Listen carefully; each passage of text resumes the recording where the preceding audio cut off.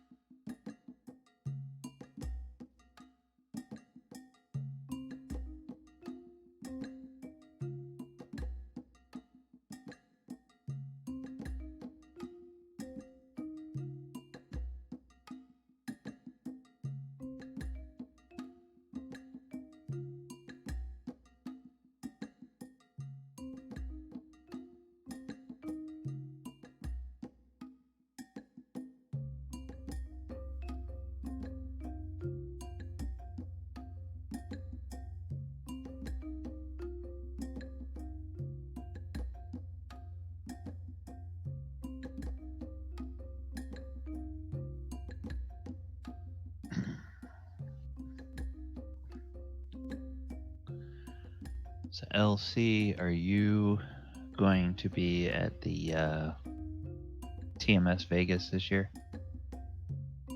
Nah, the only one I went to was the one in Utah. That's just because it's close. Okay.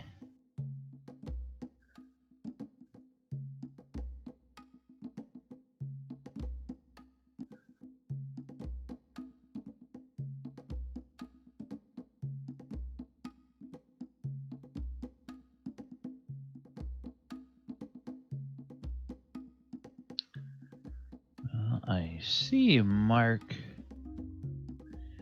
and our new player Rox in Discord, but they have not yet joined a voice. We'll give it the old college thing. We'll wait about 10-15 minutes for them. Alright. If they don't show up, we'll just postpone till next week.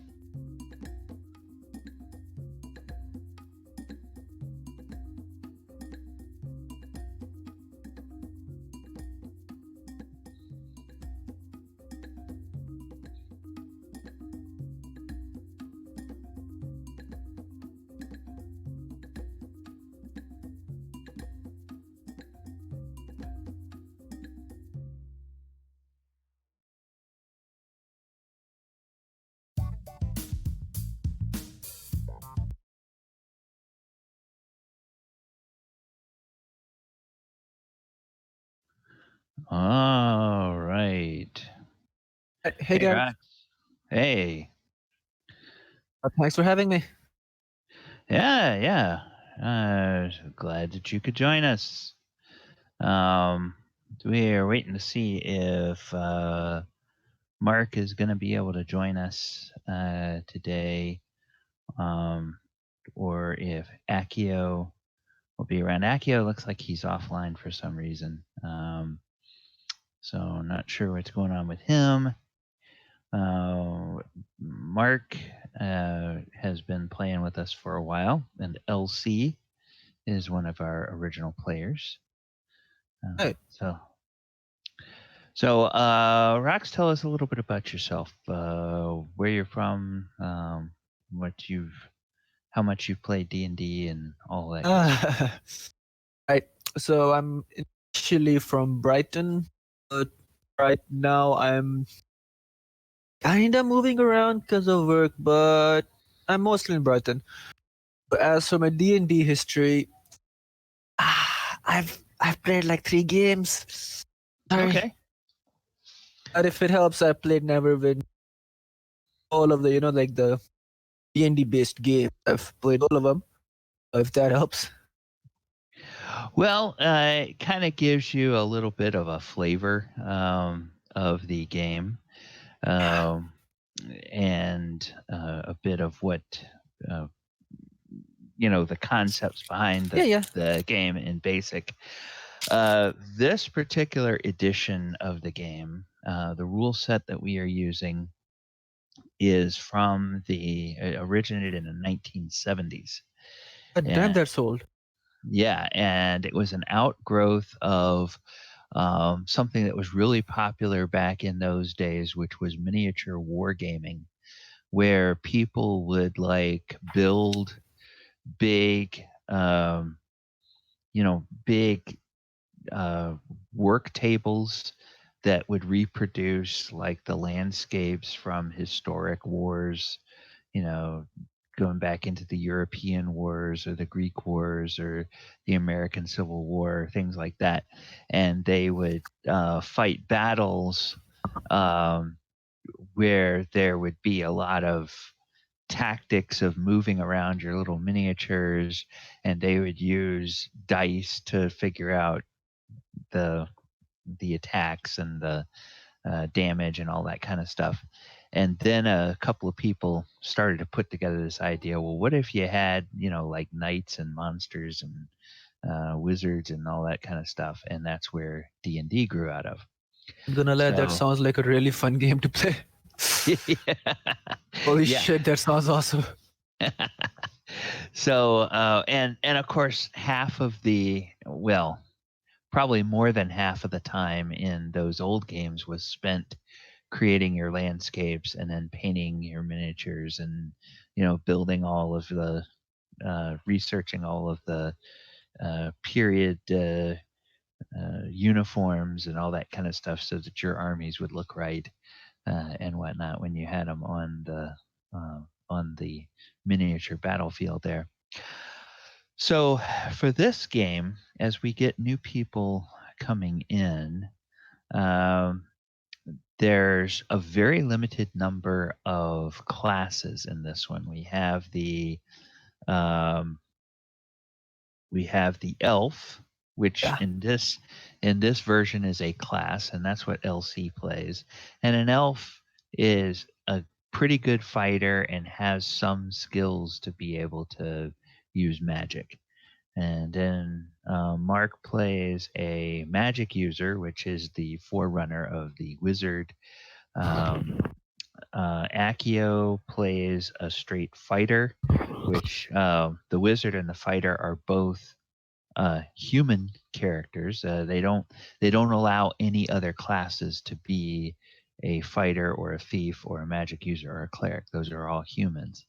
Then if you want to be a dwarf, there's a dwarf class, which is just like the elf. It's kind of a race and a class rolled into one. And then the same thing with halflings. You have a This is essentially like the early days of D&D. yes, very early days of D&D. So right now in our regular players, as we've had for the last, LC, what would you say for the last couple of months or so? It's been pretty steady where you and Accio and then Mark, since he's joined the game, have been steady. And Wesley, sometimes we see him, sometimes we don't. He's got young children, and so I think his desire to play a game in the midday on a Saturday may be a little bit incompatible with having young kids that are off from And school. yeah, not gonna lie, I just woke up like an hour ago. I was in bed, and then Okay. it hit me. It's Saturday. I gotta get to a game. God damn. Okay. So with having an elf and basically a magic user and a fighter, do you have any thoughts of what you would like to play in the pre-gen? And of course, if you play a few weeks, you decide you like it and you want to stick with it, then we can work with you to roll up a customized character. I was But thinking about choosing between the magic user or the cleric class. okay, taking a cleric would fill a role or fill a hole that the party currently doesn't have. But certainly if you play it for a few weeks and you say, this is not really what I want to do, then when you create your custom character, you're not locked into making a not locked No, no, into making a cleric. the cleric's good. The cleric's good. I've seen character sheet and I like most of it. Okay. I don't get the rest, but I do get I like. Yeah. Uh, Okay. All right. So, whoops. Let me do this. Let me. Uh,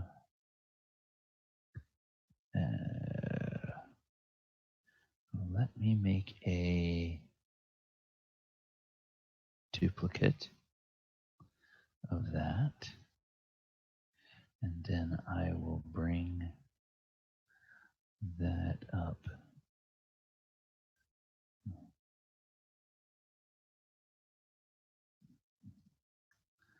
I'll bring that up here to the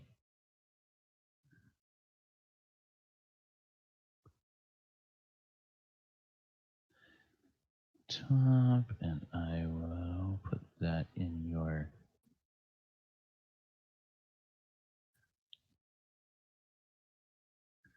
Okay. And there we go. All right. So let me edit this.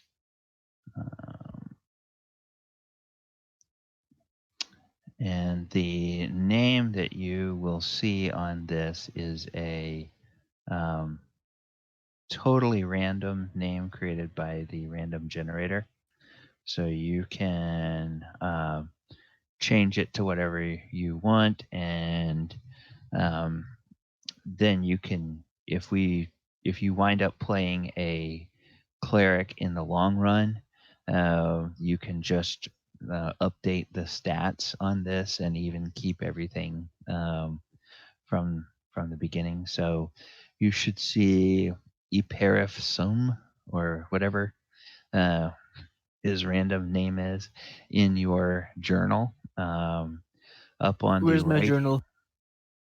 Okay, on the right-hand side at the top of the Roll20 screen, it looks kind of like a newspaper, Yeah, little newspaper found the icon. journal. Yep. If you click on it, you should see the character in there. Dwarf cleric? That's just his icon. He's actually a human. Then dwarf cleric.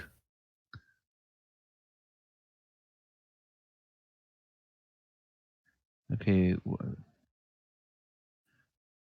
You have a human fighter, you fighter noble, elf wizard, halfling rogue, and a dwarf cleric. Okay. Yeah. All right.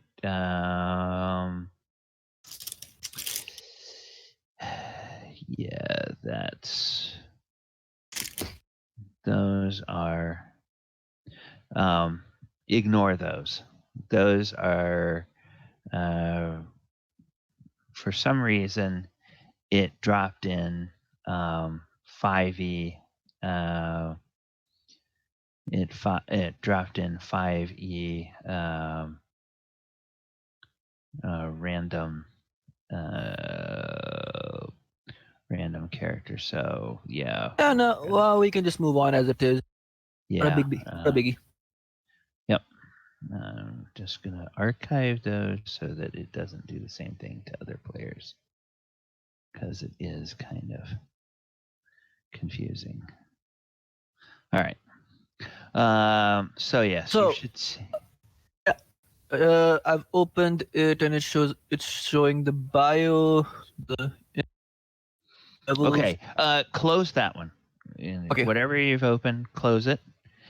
And then after you close it, you should see a character with a name, Eperif Sum or something like that. Yeah, found it. Yep. Click on that one. That is that's the one. If you click on the character sheet tab, you can go ahead and change the name to be whatever you want it to be. And you'll see the different stat blocks, all these different tabs. You have main, skills, class, combat, spellbook, inventory, and show all. In this edition of the game, a cleric will get their first spell at second level. It was because the cleric is designed to be both a fighter and a caster, and Hey guys, I'm sorry, I forgot that we even had the game. yeah, that's all right. I know you get busy playing. You get busy playing a game, and it's like you lose all track of time. Happens to me too. Welcome, Mark. We are joined today by Rox, the new He's boy. Hello. another new player from the Brighton area in the UK, right? Okay. All right. So, yeah, in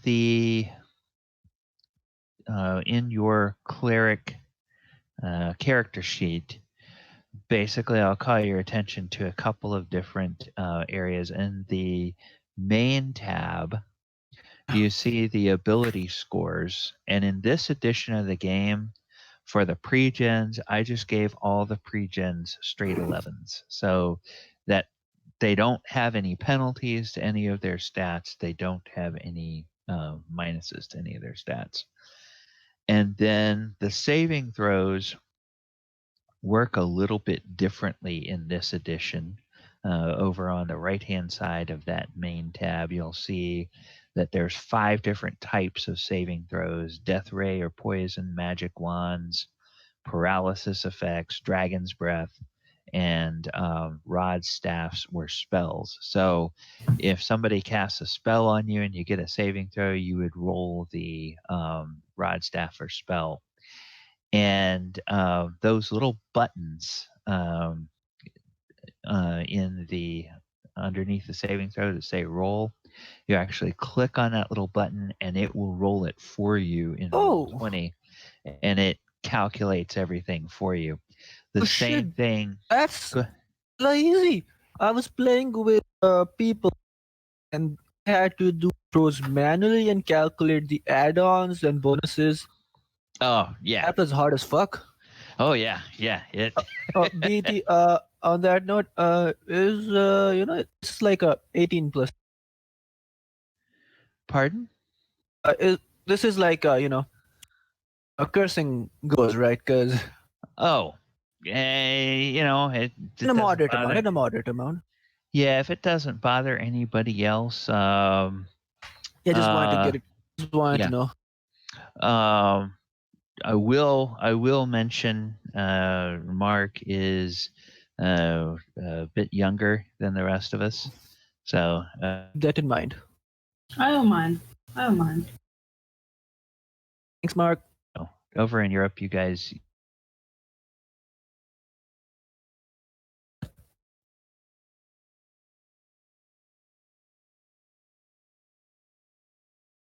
Puritan U.S., but where everything is like you can't do anything until you turn 21. So Wait, as long as it doesn't bother. Can't you vote when you're 18? We can vote when we're 18, but So let me get this straight. Like the person you want in charge of a country, but you can't drink. Yeah, you can vote and you can get drafted or God go damn serve in the military at 18, but you can't drink. And now, at least in Florida, they just changed the rules so you can't smoke until you're 21 either. So that I agree with. Sin.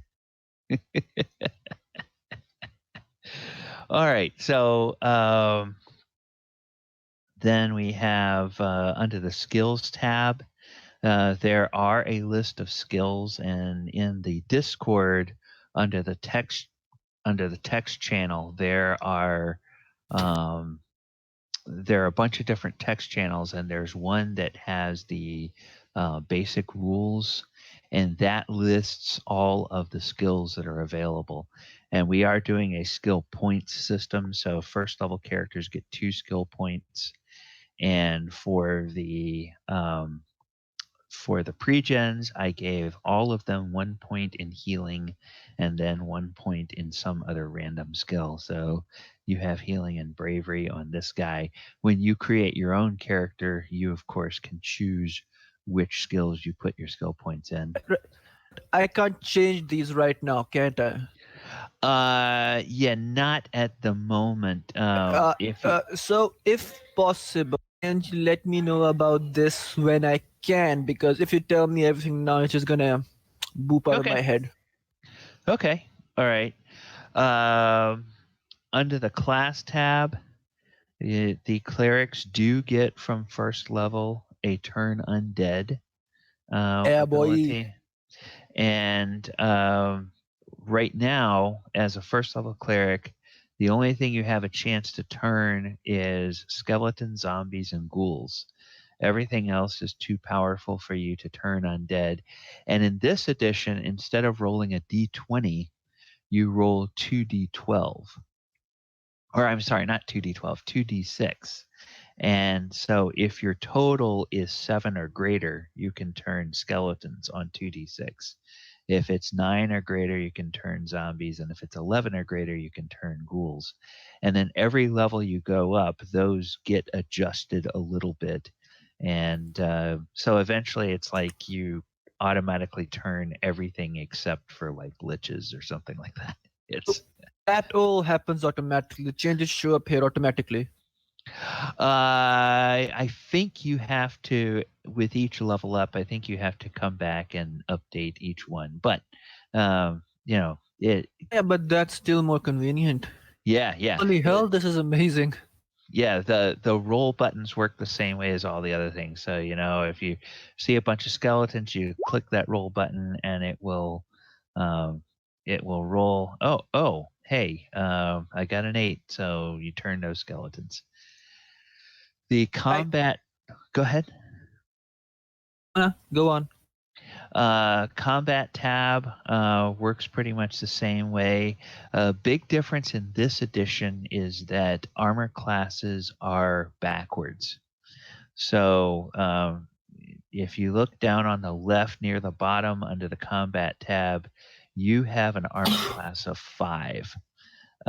You start off Alright. with an armor class of 6 because of your banded leather armor. And you have a shield, so that gives you a -1 bonus to your armor class. So your total is 5. And then up on the first Shouldn't line, the shield add to the armor? it does. But in this edition, the lower the number, the better the armor class. Oh, So, yeah. So it's very different from 5e games in that respect. The up at the top, near the right, you see an item called Thaco or Thaco. Now, that is if your enemy has an armor class 0, what number do you need to roll on a d20 to hit it? And in your case, in the case of all first level characters, regardless of class, it's a 19. And then as your class goes up, you get better and better results.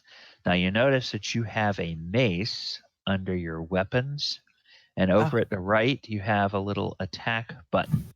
And again, all you have to do is just click the attack, and what it will tell you when you roll it, it will automatically calculate for you what armor class you hit, and then it will tell you how much damage you do. So with the roll that I just made with the mace, it would hit an armor class 18, which doesn't hit a whole lot of anything.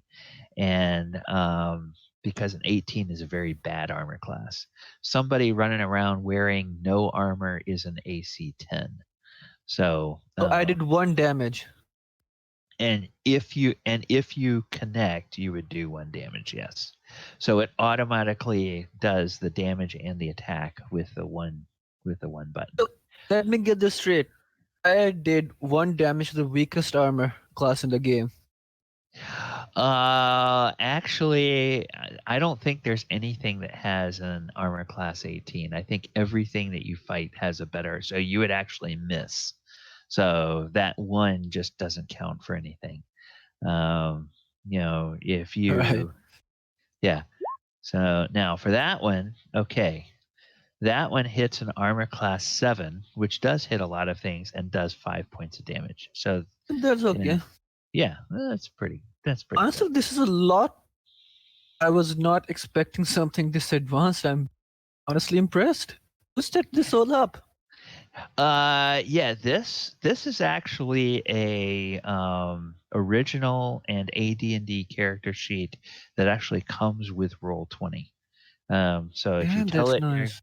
if you tell it you're going to play or you tell it you want it to give you this character sheet, it will.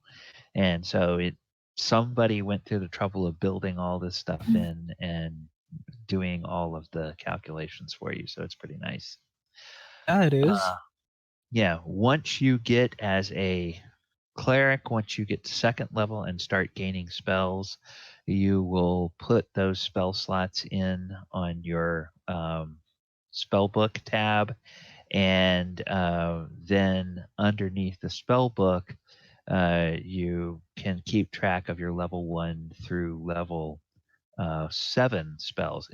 In this edition, magic users get spells up to level 9 spell slots, and clerics get spells up to level 7 spell slots. I'm not sure why they had those as different ones back in the day, but they did.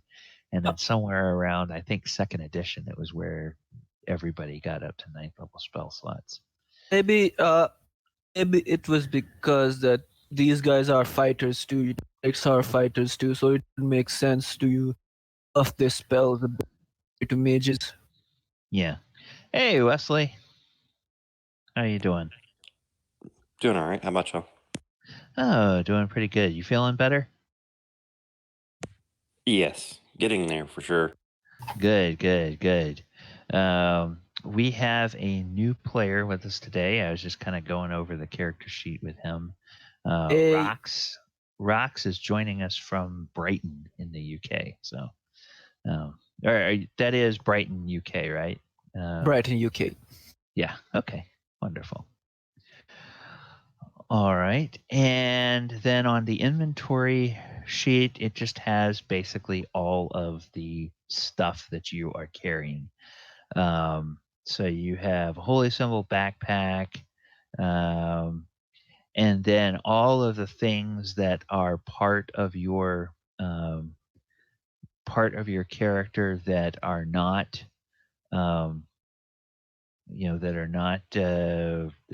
detailed here are things that are on the other tab. So, in other words, on your combat, you have your weapon and your armor and your shield. I just didn't repeat that on the inventory tab. But then all the other stuff you're carrying. So you've got a holy symbol, because you need that as a cleric for things like turning undead and whatnot. Right. And then standard backpack to carry stuff in, and some rations, and hammer, iron spikes, all the other kind of good stuff. All right. Awesome. Yeah. I'm Love our genuinely UK players. Come again? I love my players from UK. They're awesome. Hey, thanks, boy. All right. And So, we needed a cleric badly. yes. I am being helpful. Okay. I'm going to show us a little bit, for Rox's sake, a little bit about the area where we are. All of the action that we've been doing in the first few sessions has been near the starting town of Dedale. It's right here over on the coast of this province. This is an island province in a very mature empire, actually an empire that is declining. It has reached its zenith, and now it's slowly declining.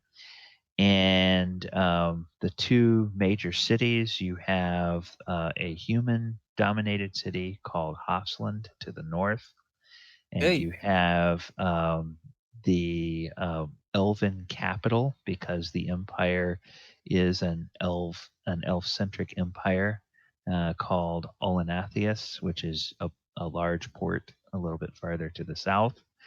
And then, as you can tell, most of the towns are on the coast. And in fact, a lot of throughout the interior of this province, you're going to run into ruins and old abandoned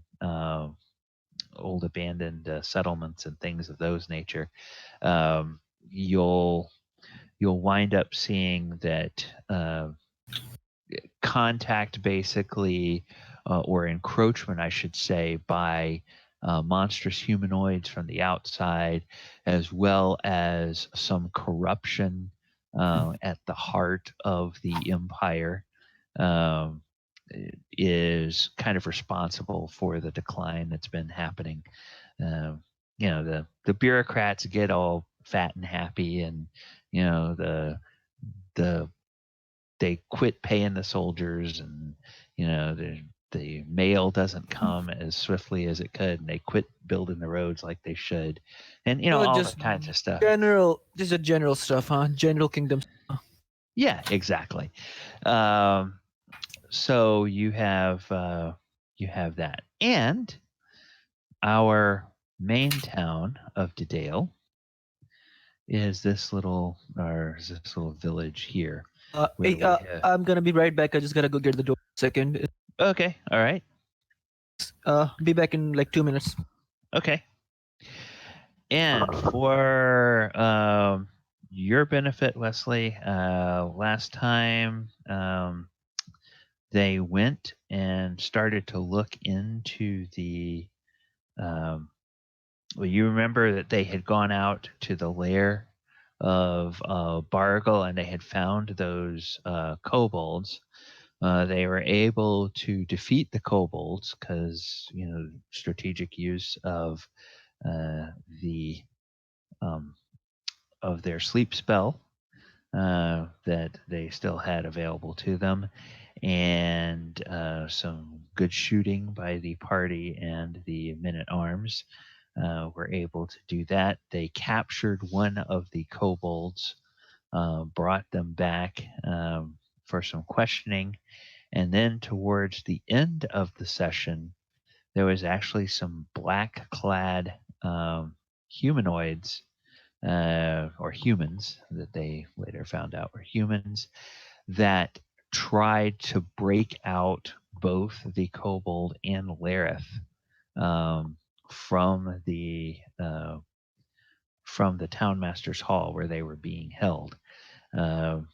These guys were awakened in the middle of the night, found that somebody had set the townmaster's hall on fire.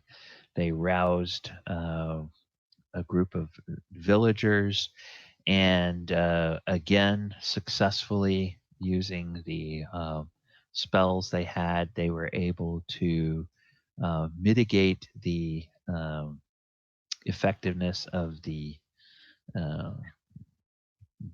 bandits or the cultists, and they were able to stop the prisoners from being able to escape. Or I should say, they were able to recapture Lareth and keep him from escaping, but the kobold was nowhere to be found. So the kobold has potentially escaped. And that's pretty much where we ended the session last week, was after that. So soon as Rox gets back, we'll go ahead and have his character get introduced to the rest of the party, and we will see what it is we want to start doing now. So let's see. I guess he'll let me know when he's back. So, Wes, any other questions about what happened while you were away last week? No. Where'd these black-clad guys come from? Are we tracking them down? Well, they pretty much ended the fight with them at the end of last session. So we can start with perhaps questioning where they came from or what their involvement in all of this is. So actually, Elsie and Mark, if you want to dive into that now, I guess we can go ahead and start with that now. Yes. All right. So we will say that when, as the fighting is all getting just about done, indoor opens and Sylvia comes out. Apparently, she was a sound sleeper and she slept through. She slept through all the alarms being raised, and now she's outside. And Sylvia will see kind of over here by this Townmaster's Hall building. We'll see your other party members there, along with some of the village council members and some of the I'm city back. guard. Oh, hey, Rox, welcome back.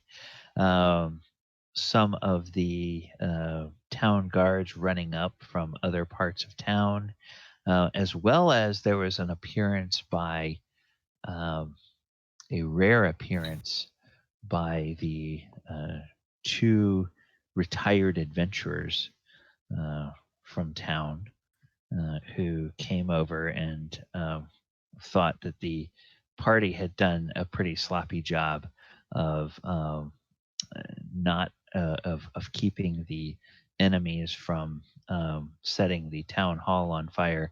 And Mark and Wesley, you guys should know that LC had learned in an earlier session that it was the two retired adventurers, Rufus and Byrne, who had actually paid to have that Town Master's Hall built. So they apparently are annoyed as much by having a building that they paid for get partly burned as much as they really are angry that their beauty sleep got interrupted by bandits or cultists invading the town in the middle of the night. So, and then of course they stomped back off over to their tower after all the excitement was done. Did we capture any cultists?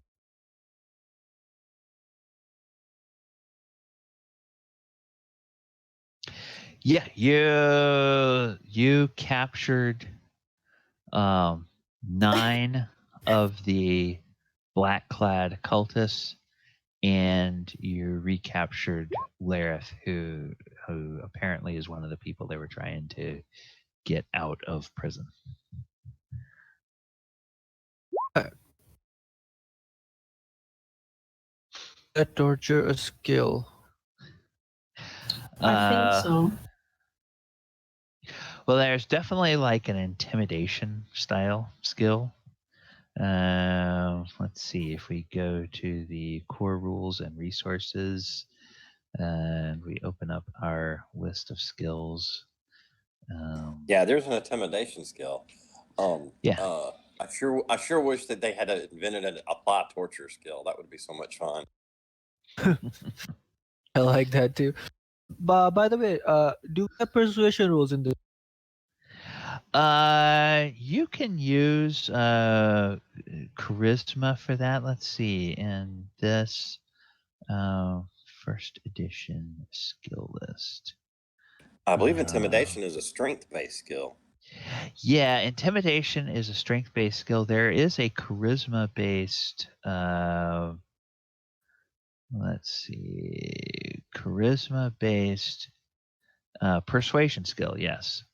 There is a It's scales of wisdom, right? in this edition, charisma is based on your charisma. Charisma. Yeah, What and charisma if do I have? 11, you don't have a plus in it, and you don't have a minus in it. It's just Right. Yeah.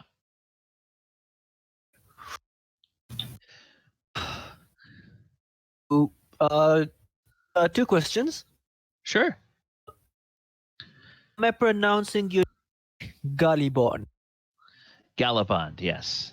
Galabon. Galabond, right? Yeah, that's how I pronounce it. And how long do these last on average? We go about 3 hours usually. Right. So, Perfect. Yeah. Trying to make sure my schedule's really free for this. Okay. I may have to leave for like a couple of minutes in between to stuff, but other than that, I'm here. Good. Okay, and we usually take a break about halfway through the session. So we take Perfect. about a 5 or 10 minute break, depending on how everything is going. So, all right. So, here's the situation. You guys are out there. 9 black-clad cultists are being tied up. Lareth got knocked out again by one of the town guards using the flat of his greatsword. Just whacked him over the head and knocked him back down into the dirt. And you have a couple of the village counselors there with you, and they're all looking to you, waiting to see what you want to do. So let me go around the I'll just go in order on the Roll20 LC. Any questions you want to ask of any of those captives? I don't have anything really. Okay. Sylvia, any questions you have for them? She's gonna bow up real tough and take out her sword and point it to one of them. Where are you from? Talk now. And looks at you and spits on the ground and says, "We follow the Dark Lady, Elf.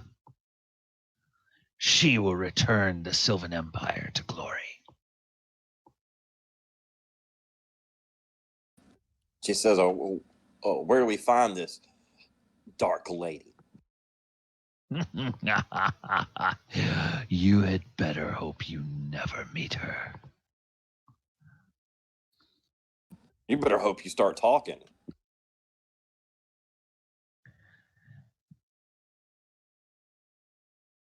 And he just kind of smirks at you as if he's not. She'll rough him As up if a little bit. And so you go and you start beating on him a bit. And Elmo, the village elder, he's standing there and he says, "Well, this lady has a fiery temper. I would suggest the rest of you consider talking." And so you're beating up on him. Trophim, any questions you have while Sylvia No. is... No, Okay. I don't have any questions at this moment. Okay. And Rox, you have some prisoners here. Any questions you have for them?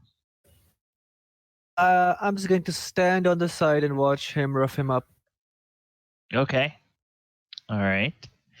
And then... She's not beating him bad. She's just roughing him up a little bit. Yeah. You know? So, roll me a... Sylvia, roll me a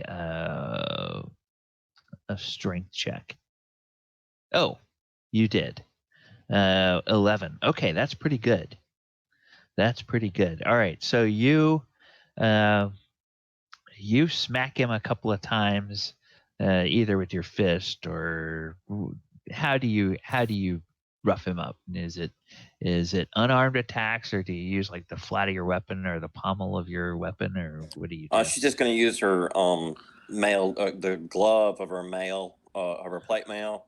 You know, kind of slap him around a bit. You know, shove him up against the wall, that kind of thing. You know, bad cop type deal. Okay, you do that, and then you give him one sharp smack, and a tooth comes out of his mouth, and he puts his hand up to his cheek, and a couple of the others flinch, and they kind of look at you. Their eyes are a little wide, and they look at him like, okay. They're starting to look nervous now. Tell us where this tell us where your hideout is. And one of the nervous ones says, "Oh, we were sent by the master to try to free Lareth. He's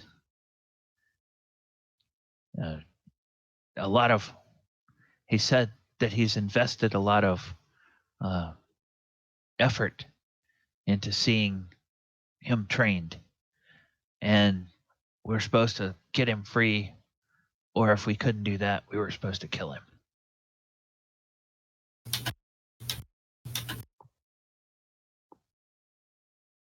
And of course, Lareth is sprawled unconscious in the dirt, not able to hear any of that.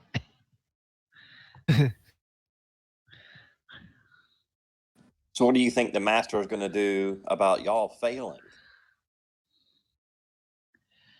And he kind of shakes his head and says, what happens to us isn't important. It's making sure that the will of the Dark Lady is followed and that her message spreads throughout the Empire. I suspect these town people are pretty pissed off about you burning their buildings. Y'all might be swinging in the morning if you don't start talking. And one of the other ones says, I don't want to die. I don't want to die. I'm too young to die. And a couple Then I of the others suggest you start talking, so maybe the judge will take some mercy on you. At least y'all might find your neck stretched a little bit. And so I was recruited by Bargle a couple of years ago. I worked in the stables at the Duke's Keep, and Bargle said I could be part of something important for the future of the Empire. And so he recruited me to training at his lair.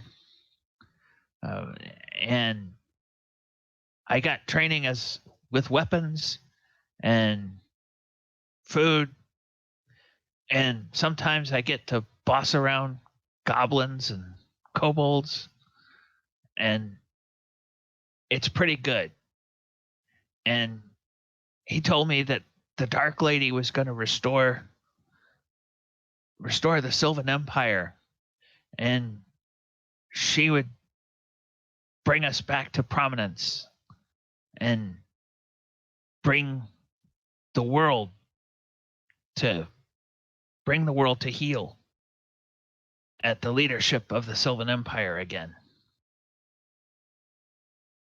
But I don't know. Some of the things he does kind of scare me. Like, and then he like a couple of the other ones, they're just like really glaring daggers at him. So he looks around and he stops talking.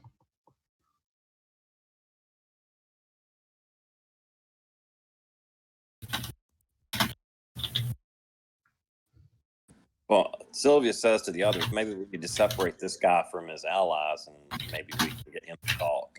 Looks like the weak link. And then one of the others sneers and looks over at the guy that was talking to you. And he says to him, he says,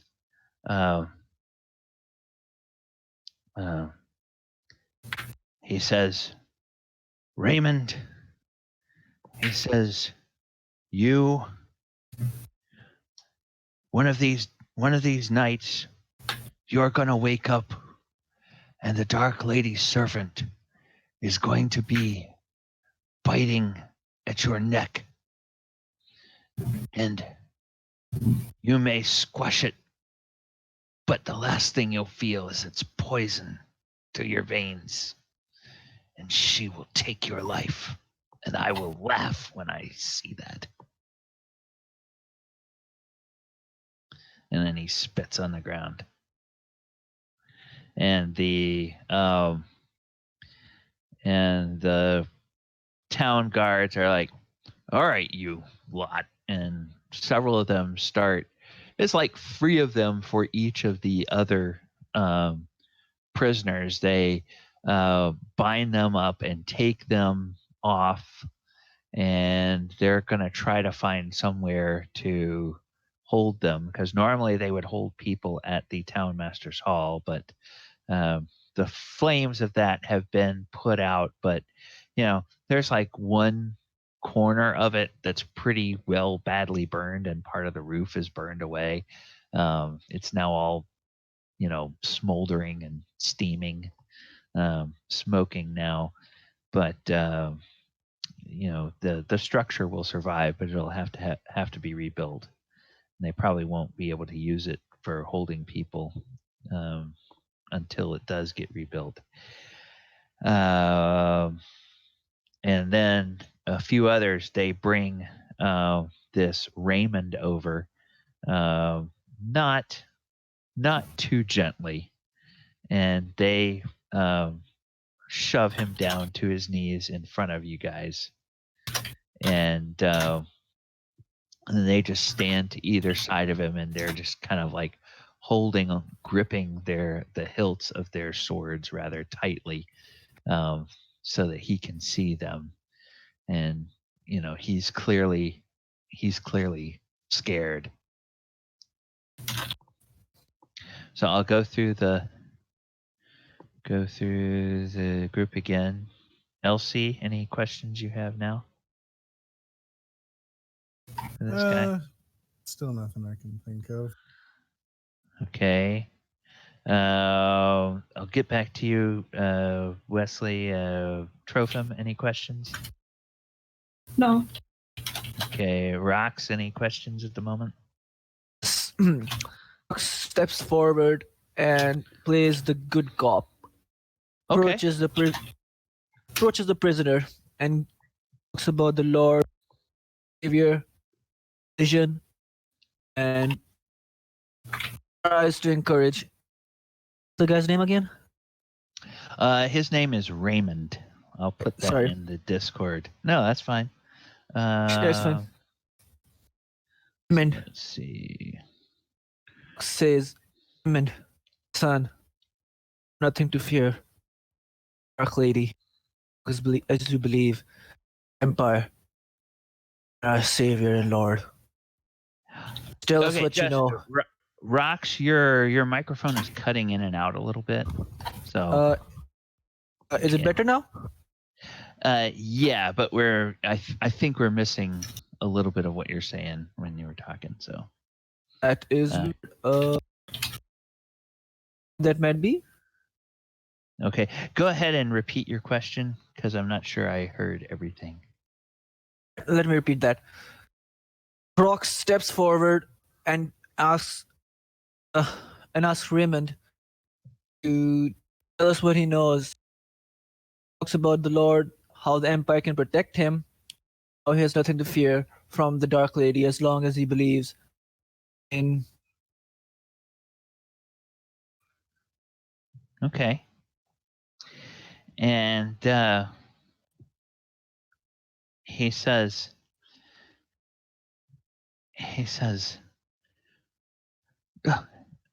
Barkle is making the dead walk. They sometimes, when we fight enemies,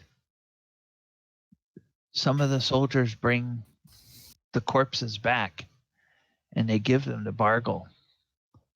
And then a few days later, I see them walking around.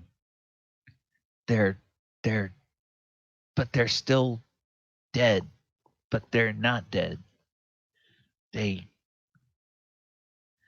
stink, and they scare me. They just stand there staring with those vacant eyes. It's creepy.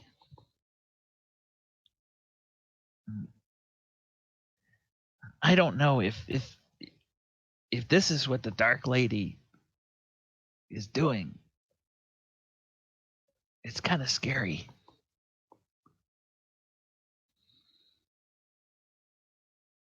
Right. Fox replies, "I really want to end up like that, Raymond. No.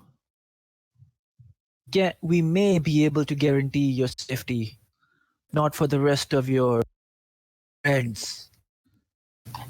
If you cooperate with us, right, you asylum, you will need to hurt. Otherwise, I doubt there's much we can do to help you." And Zert, who's one of the other village council members, he will nod and he'll say, "Yes, tomorrow the detachment of guards from the capital is supposed to arrive. They're going to be taking Lareth back to Olenatheus with them. I suppose they'll be taking this group of bandits as well, unless they see fit to dispense justice while they're here. But we'll put a word in with them, son," he says to the captive, the one that you guys are questioning. "You may have to go back with them, but we'll make sure that they treat you as well as they can." Fox puts a hand on Raymond's shoulder, and in a deep and understanding voice, he says, "As long as you fight by us, you'll be alright, son. Believe in the Lord. You'll be okay." And he says, "Oh, bless you, Father."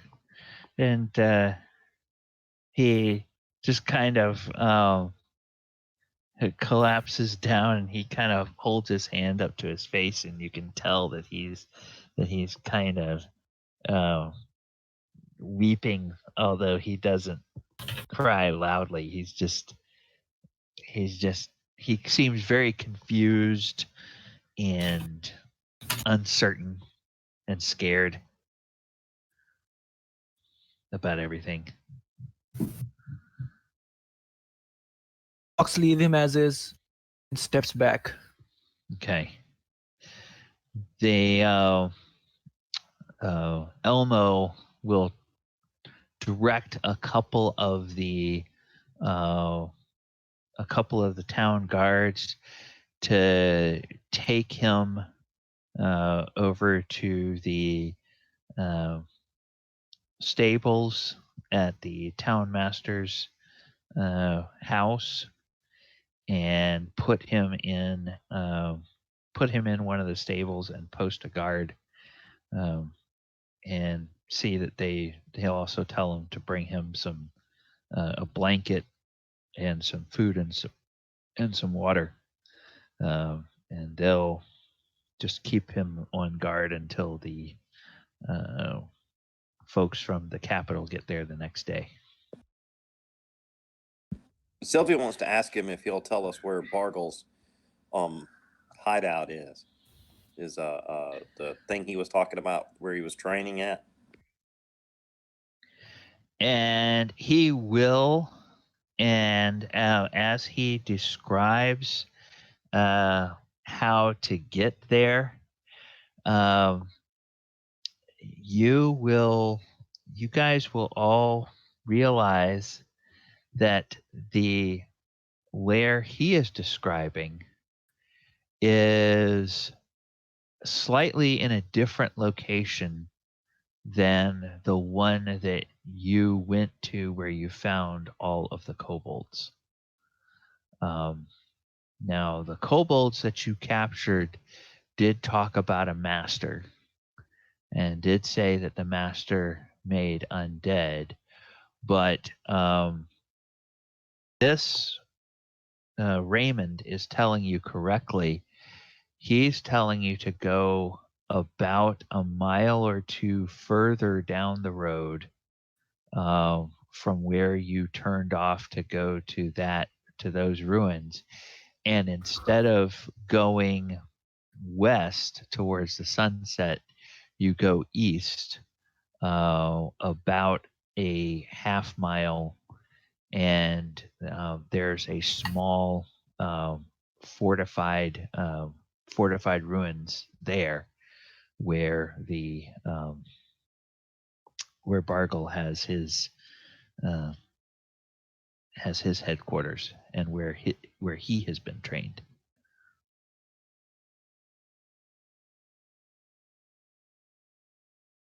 We'll definitely make a map of that area of where he's describing and write down his directions so we can find it maybe later on. Okay. All right.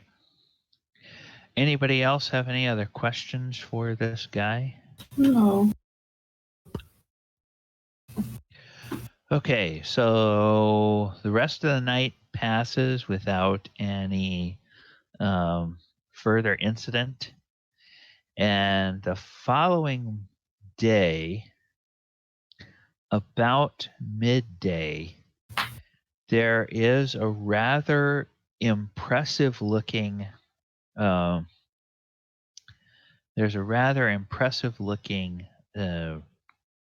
caravan, if you will, that arrives from it's kind of a military caravan, I should say, that arrives from the capital. And there are a number of soldiers. There's a total of about 20 soldiers. All of them, I should say, 12 of them are mounted, and 8 of them are on foot. And there's 2 wagons. One wagon is a large flatbed wagon that has a large steel cage, well-built steel cage on it, which is currently empty. That is obviously the wagon for the prisoners.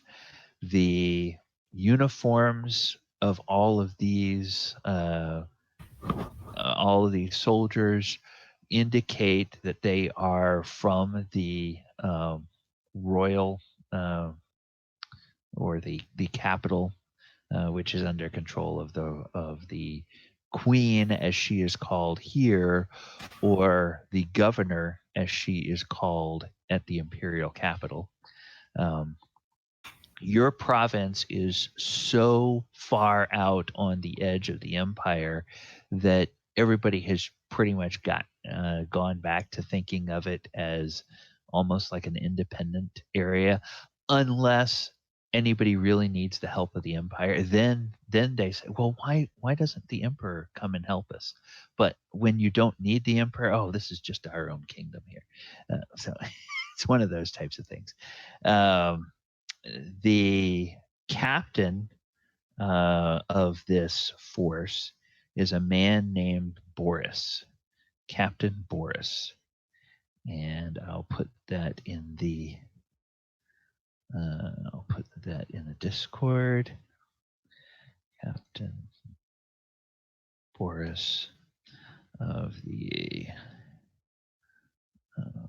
Royal Guard.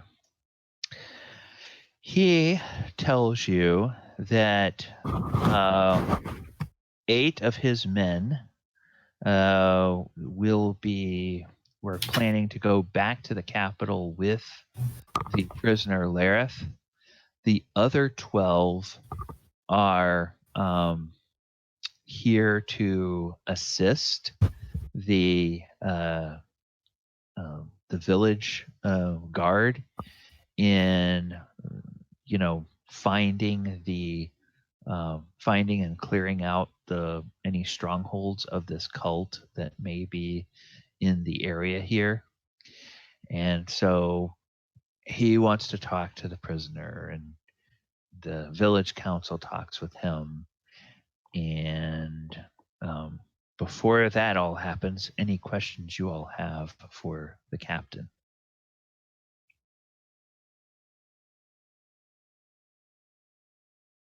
Or anything you want to tell the captain, I should say. Buck Well, steps we'll tell him forward. Go ahead. We'll tell him what we've learned. Okay. We Okay, and he says, "Oh, so from what you all have found, there's at least 2 more of these strongholds or lairs between the village and the keep."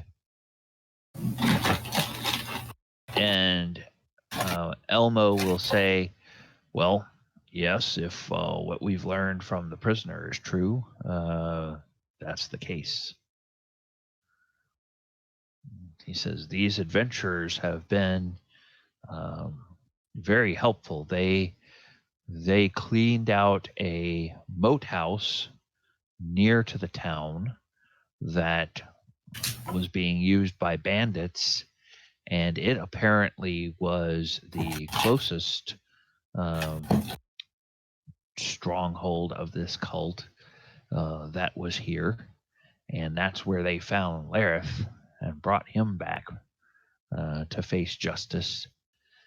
And the local, well, we thought maybe the leader, but it sounds more like he's a local warlord or something that's in charge of this area, is someone named Bargle, who used to be a member of our village until 10 years ago when we drove him out because he was doing unnatural experiments. And it sounds like he's continued those now in the service of this cult."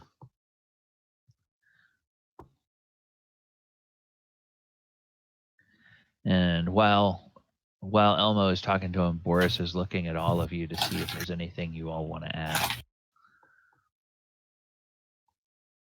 I suspect there must be some larger at play.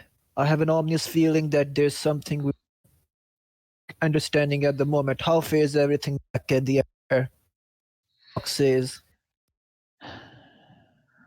He says, "When I left, the queen was well, but yes, this is troubling. If there's activity of a cult and it's organized enough to have more than one stronghold in between the Duke's Keep and your village here, then who knows how far it might spread." And he does seem kind of troubled. Fox asks, "Did you encounter anything of the ordinary on your journey here? Did you find something that seemed out of place?" And he shakes his head. He says, "No."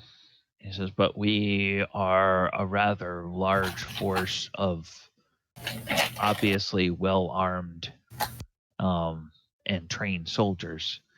Most of the time, we would not face trouble on the road.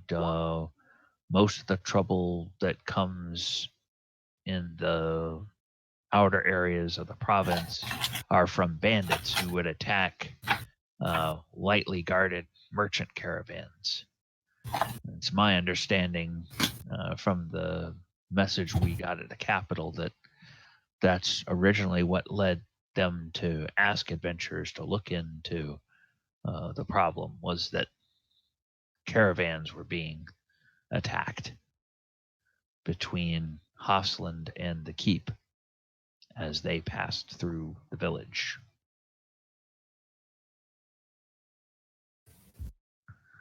Thank you. Definitely, definitely need to look into that if we get the opportunity to.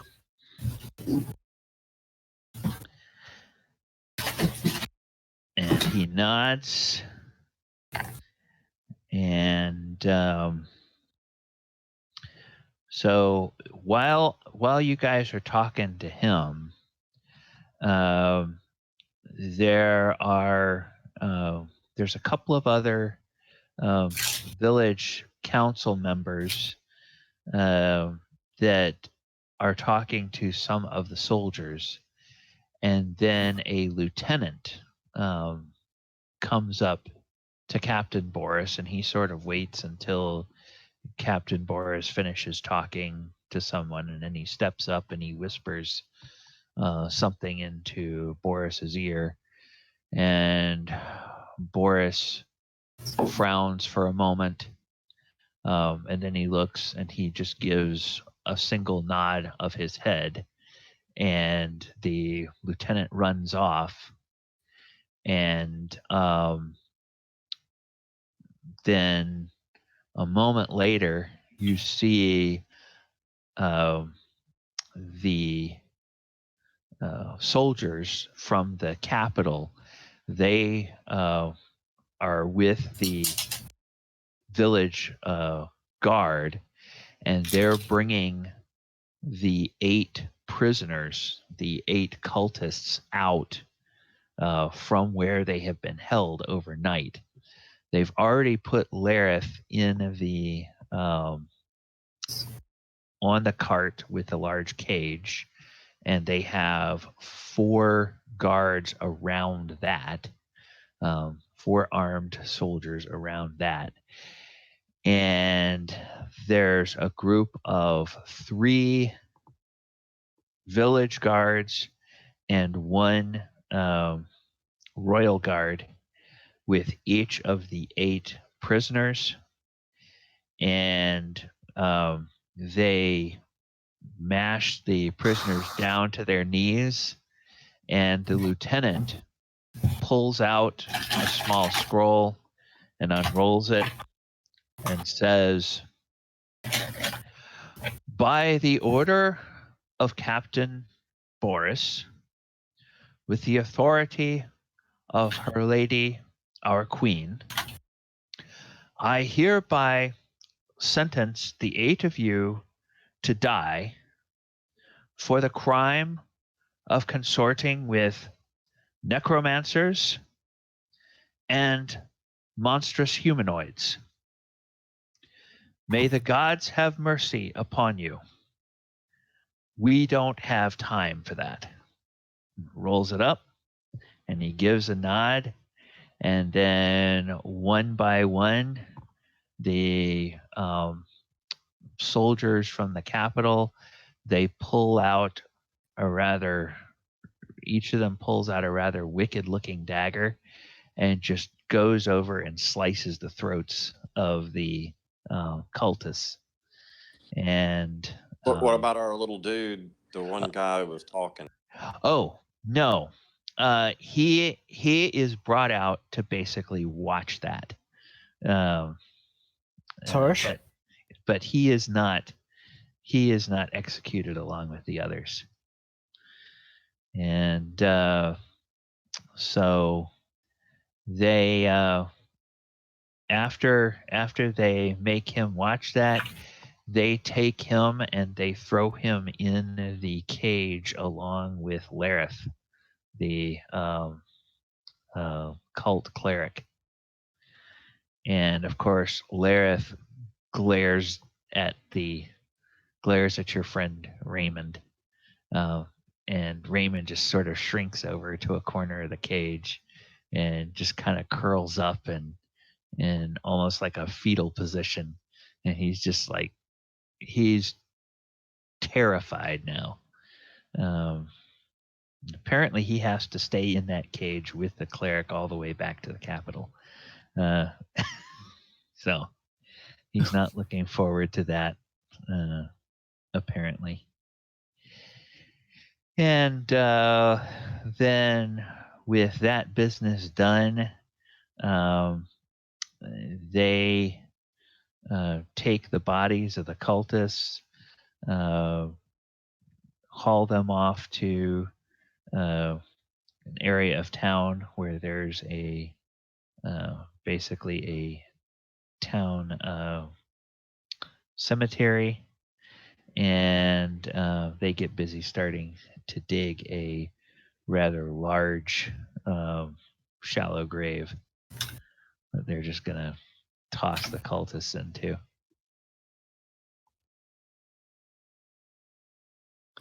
Sylvia recommends that maybe they should be burned so they can't be brought back from the dead.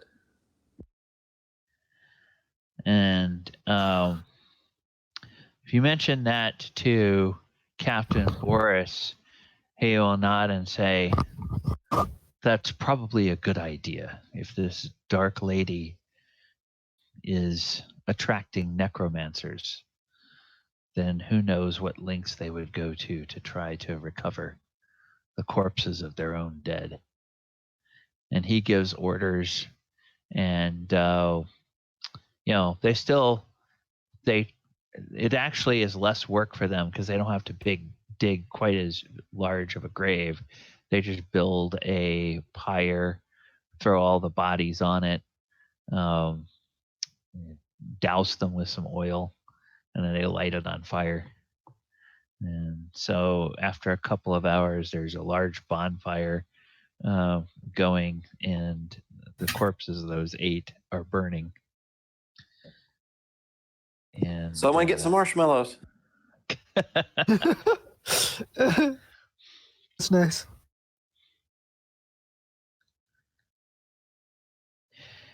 And so they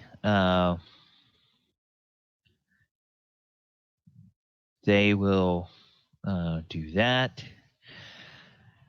It sounds like the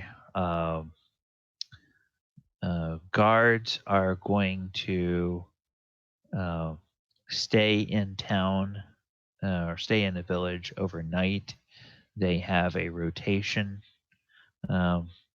that will be watching the prison wagon, and they will see that the 2 prisoners are each brought bread and water, and each given a blanket in case it's cold at night. And there will always be several members of the Royal Guard watching them. You hear through the grapevine that the 12 soldiers from the capital are put under temporary command of the captain of the village guard, who reports to the town master, or the village elder, I should say. Town master in another game, village elder here. And so they will be able to augment any force. And then later that night, there's going to be a few people that are probably going to want to talk to you guys at the inn. So let me go to our favorite place. Okay, so we have all right. All right, so I will get our captain. Okay. Here's our captain of the guard. And he's at the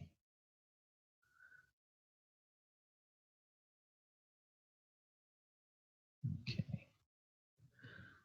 So this is going to be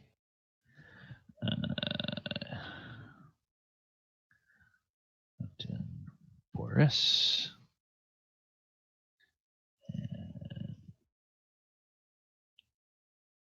All right, so Captain Boris is there Tuck will probably not be there. Cern and Trophim. Let me see. I'll grab Sylvia and get her on the board here. Where do we have? There we go. There's Sylvia. And then we'll get rocks over here. Okay. 6, 5,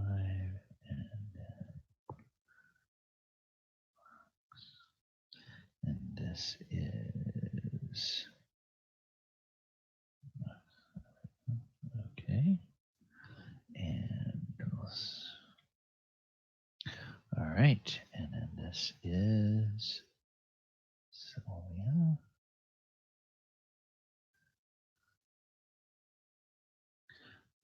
Okay, and then I will go ahead and change the view to the inn. All right. All right. So, oh, and there's Captain Boris. Okay, so, Trophim, Serum, Sylvia, Rox. Mhm. Let me know if you can move your tokens there. Yes, give me 1 second, please. Yeah, I can Okay. move mine. Let me try. Yeah, so Rox, yep, there you go. It's like a very elaborate design. Yeah, this is a private dining room at the Inn of the Welcome Wench. Yeah. Yeah. By the way, is my voice coming through now? Yeah, your voice is coming through fine. Thank you.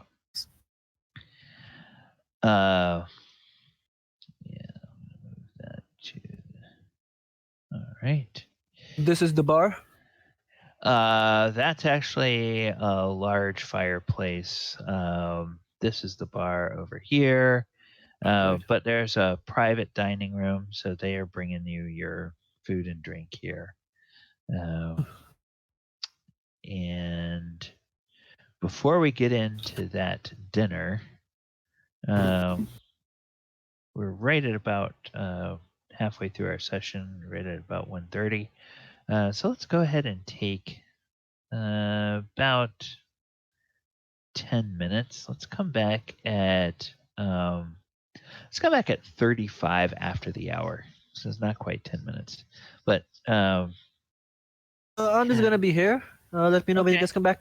All right. Yeah. okay. I'm going to run the music during our break and move the. If no one's gonna be here, with the music, because I'm gonna have my heads. And mute this. Yeah, you can. You can go to the. You can go to the settings, and then you can change the master volume level settings at the top right of Roll20, and then there's a slider for master volume level, and you can move that to the left to make it quieter if you want to. Move it to the right to make it louder if you want to. So I'll just disable the be on Discord whenever. Okay, and then I'm going to put the slate up to identify the music while we're on the break, and I'll be back in a few minutes.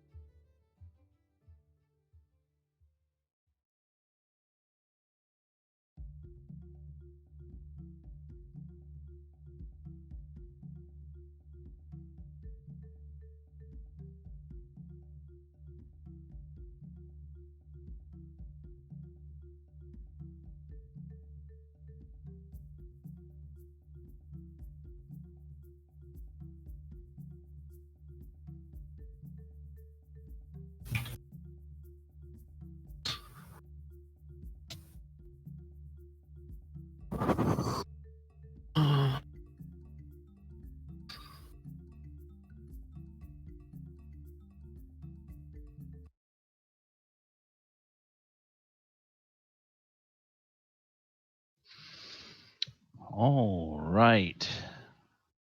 Okay. We're back. And Come back. yes. Okay. Everybody back from break? Yeah. Yeah. Okay, wonderful. All right. So some of you have had these meals before with Elmo and Zert and Mac, three of the village council members. Zert and Elmo are both humans. Mac is a dwarf who walks with a limp. And Captain Boris is at the meal this time. And he is talking with the village council members and also kind of wants you all to be able to have some input on where they think it would be best for them to focus their next efforts. You hear about, or you will have a chance to tell them about the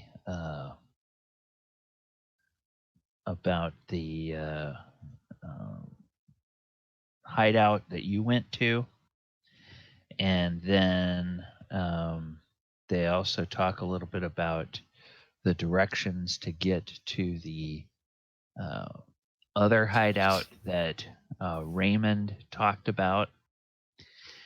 And so the captain says to the village council members, he says, what is your thought? This is your village, and what do you think is more pressing? And Mac speaks up and says, well, we know there's those damned kobolds at that one place where they went. And from what I hear, the adventurers told us there's a whole tribe of kobolds living in there. So if I had a suggestion, I'd say they should go get rid of all those kobolds first. They're a nuisance and a danger to everyone.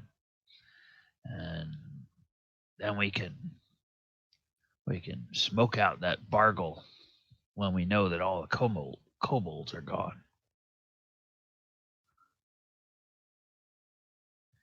And then Captain Boris will look at the rest of you and say, well, what are your thoughts?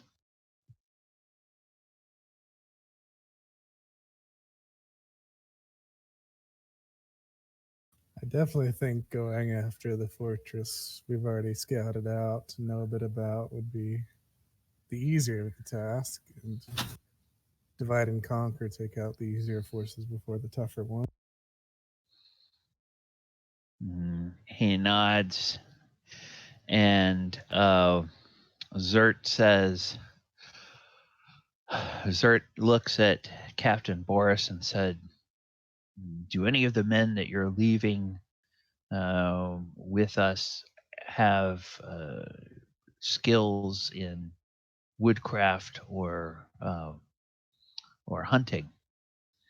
And Captain Boris names off about 3 people. He says, yes. He says, we have a few. The best hunters that we have are Alex and Solomon and Lambrecht. And so he says, Zert says, well, I can take those 3 and we can follow what Raymond told us and go and at least find the location of this other area he was talking about. and then I can bring that back to the village council, and we can send the bulk of the men-at-arms with the adventurers to deal with the kobolds. And then when they get back, we can have them go and deal with this other hideout that we learned about today.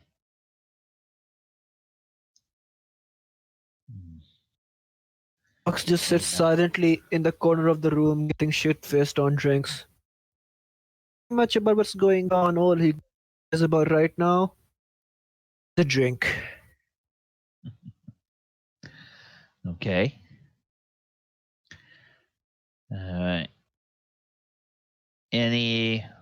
Anything that anybody else wants to add, or any thoughts or discussion about going after the kobolds?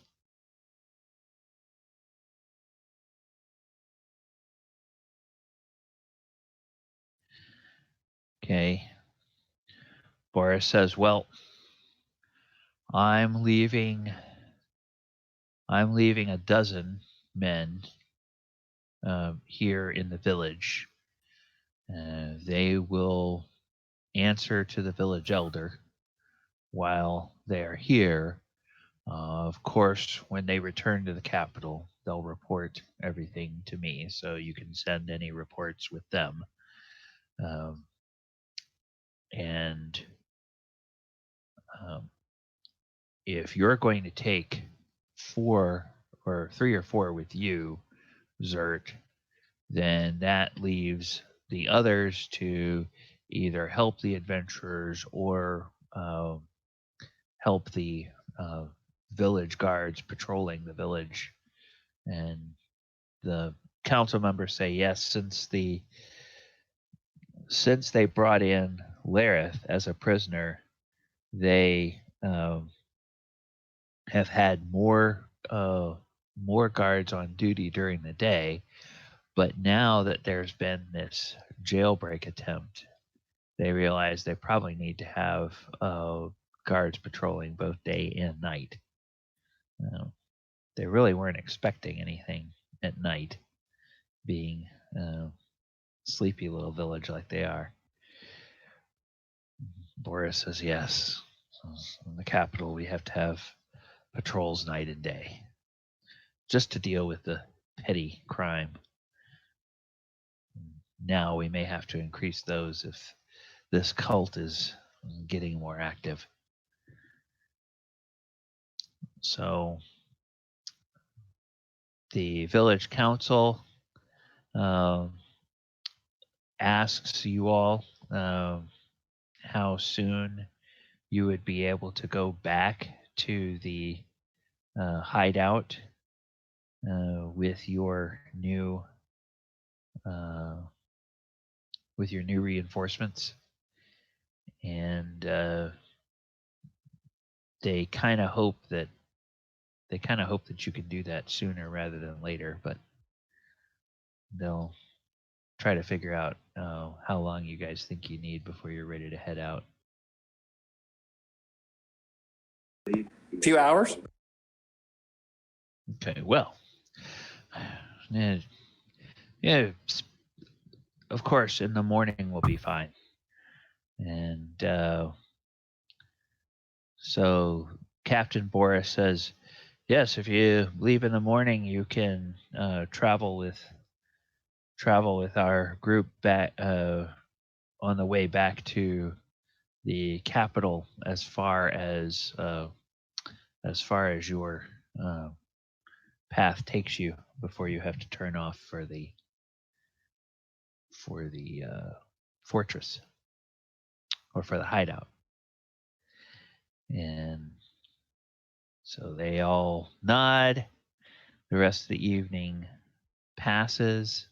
And the village council will remind you that if you clear out this lair, then as far as they're concerned, anything that's not stolen property in, meaning that it's stolen from somebody they can identify, you all would be able to keep. So if there's any spoils that are recovered from this hideout, in terms of treasure, you guys would be able to keep that. The only thing that Captain Boris and the village council would ask is that if you find anything that gives any intelligence on this cult, that you share that with the village council and allow reports of that to be taken back to the capital. Because Captain Boris says as soon as he gets back, he's going to give a full report to the Queen, and he suspects that she will probably send out riders to other cities around the province and ask if they've encountered any issues with similar sightings of cult activity, and there probably will be an investigation from the court about that.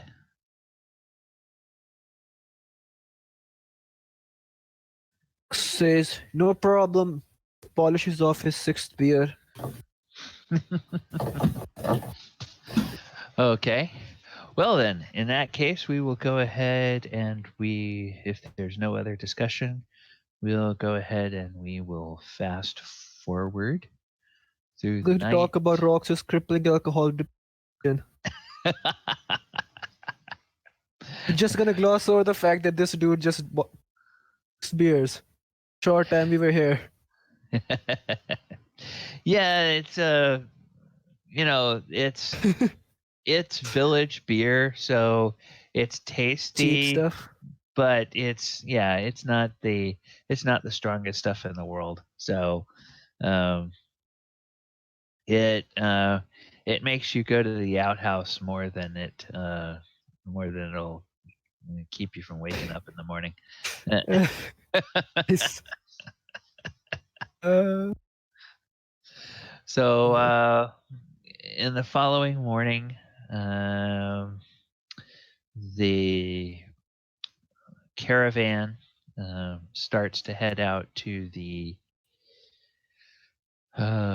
towards the capital rather quickly.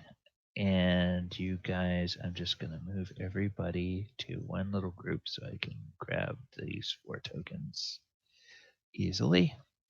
You all are able to go back to the... Oh, okay. Well, maybe. Okay. Oh, Siren, I'm going to get rid of your old token. Are you able to maneuver your new token, Siren? Hold on, let me see. Ooh. Oh. Okay. Yeah, I can move them around. Okay. All right. And then Sylvia, there's no... everybody is full health now. Because we've... All right, so we don't have Omu, we do have Rox. And then we have, Aethert and Gowis are with you. And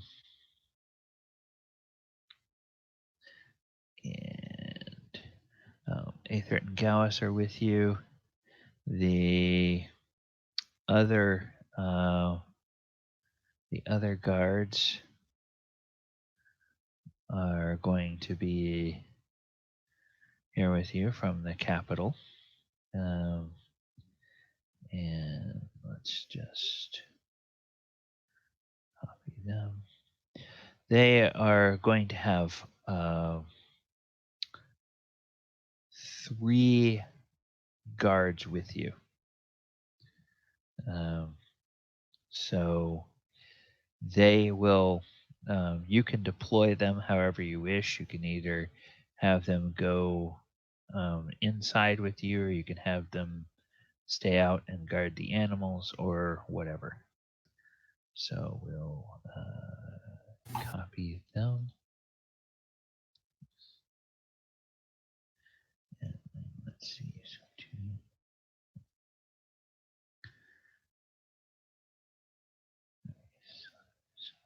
8.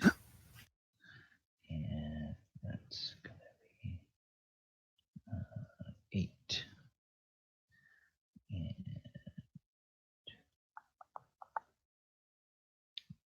blooded anymore.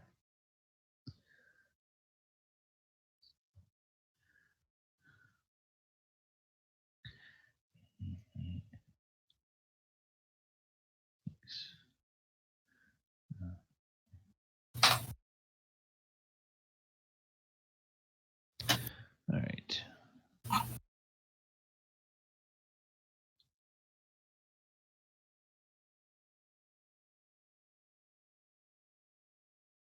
All right, there we go.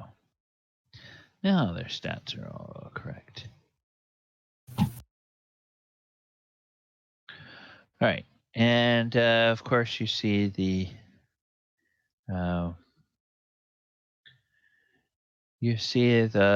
corpses of these kobolds. This guy was the prisoner.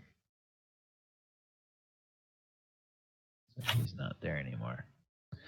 But the rest of these kobolds are dead. It looks like nothing really has happened to them except maybe some wild animals have been at them, have been at the corpses in the intervening days since you were last here. There's masses of flies around them. But nobody has bothered to bury them. You took their armor and weapons and whatever coins they had on them. So, there's really nothing left to loot, but nobody's buried them or anything. And there's no new kobolds guarding the doors of this place. So you all are at this area, and for rocks, for your sake, since you weren't here the last time they were in this area, this ruin here has a 50-foot high, 10-foot thick wall that runs completely around it on 3 sides. This building that you see in front of you here is built into the built with its back into the side of a hill, and there's this breach in the wall where they can go in. They'll tell you these dead kobolds that are in here, they're ones that they fought when they were here a few days ago, and they had been guarding the place. But then they haven't investigated over here on the other side of this area, but it just looks like it's all pretty much the same around. And then the only obvious doors are these doors here, going into the. What's this? So, what can you ping? On the edge of the map.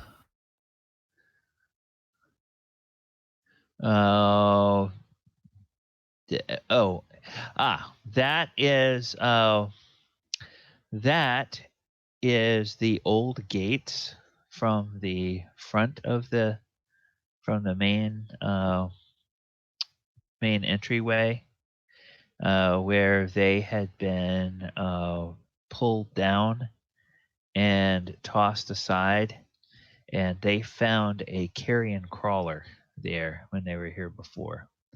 And these gates that are here at the in the middle of the wall, those are relatively new, like probably less than a year old.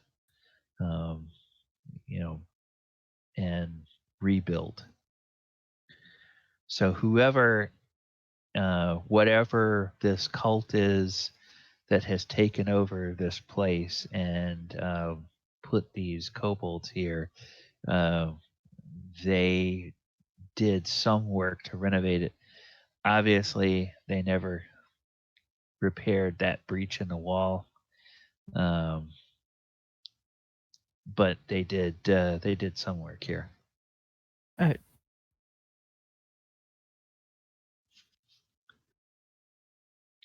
So, you guys are back at your stomping grounds. The Aether and Gowis will look to you all, ask you what you want them to do, and then the other 3 guards, they will also look to you all for instructions. So, Saren, Sylvia, Gowis, what do you guys want your, or Sylvia, Saren, and Trophim, what do you guys want your retainers to do? I'm not sure at this moment, honestly. Let's storm the castle. Yeah, Hey. but I mean, we could at least do it subtle. Yeah, of course. Okay. All right. So go ahead, guys, and if you can control your tokens, go ahead and move where you all wanna go.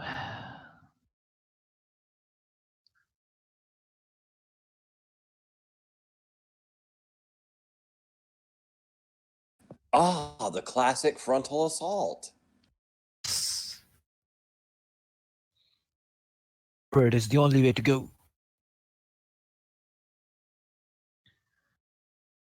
Well, the only obvious doors that you all know of now are these in the front.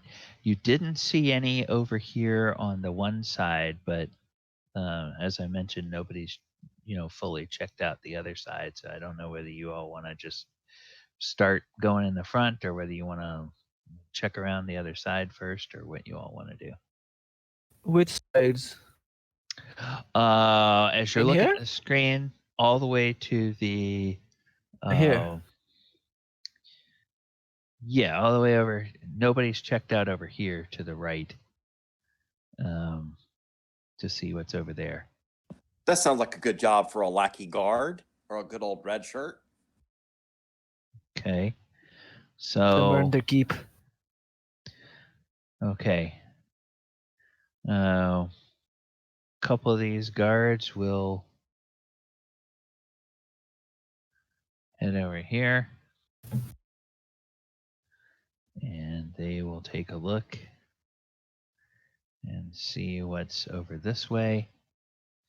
And when they do, they will tell you that it all looks pretty clear. The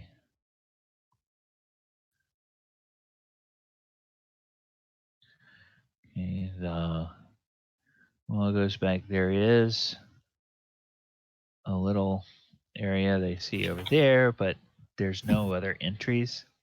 It's just kind of crumbled walls.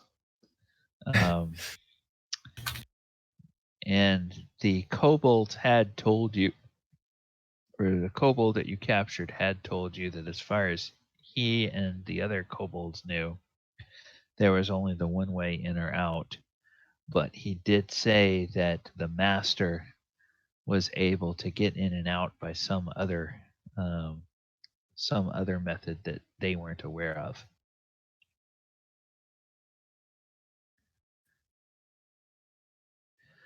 So they will do their investigation, and then they will come back and report to you their findings.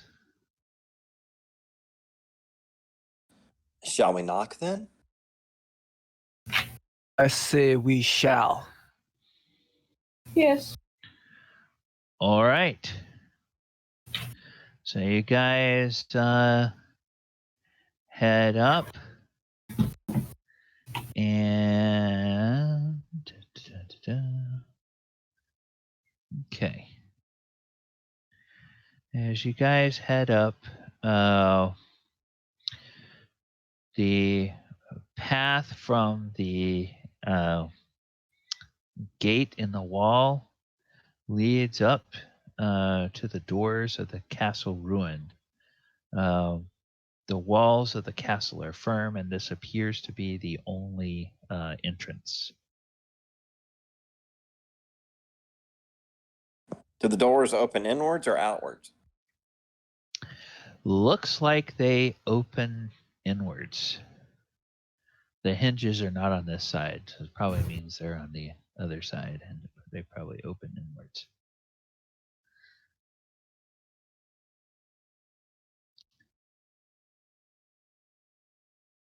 Well, does it a strength check to open it? Okay, you're gonna check the handle. Okay, you Yep. check the handle, and it doesn't appear to be locked. It is totally not ominous.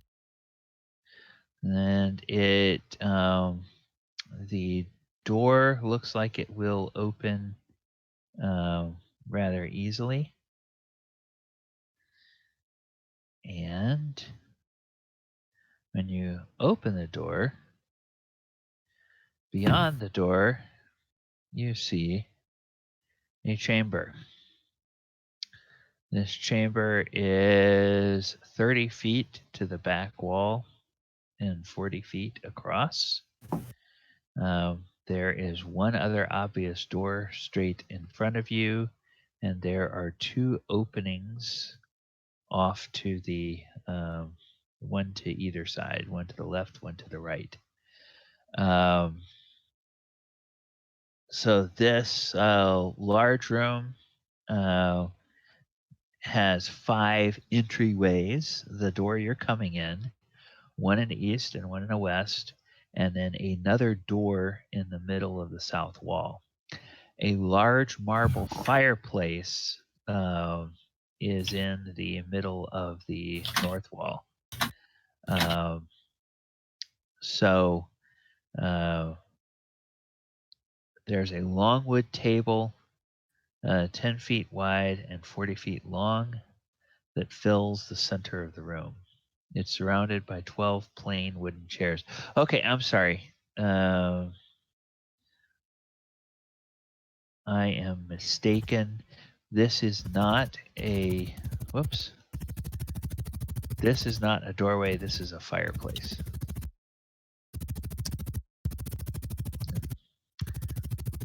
Somebody's having something with their... I can hear it too. Yeah. Mark, I think that's yours.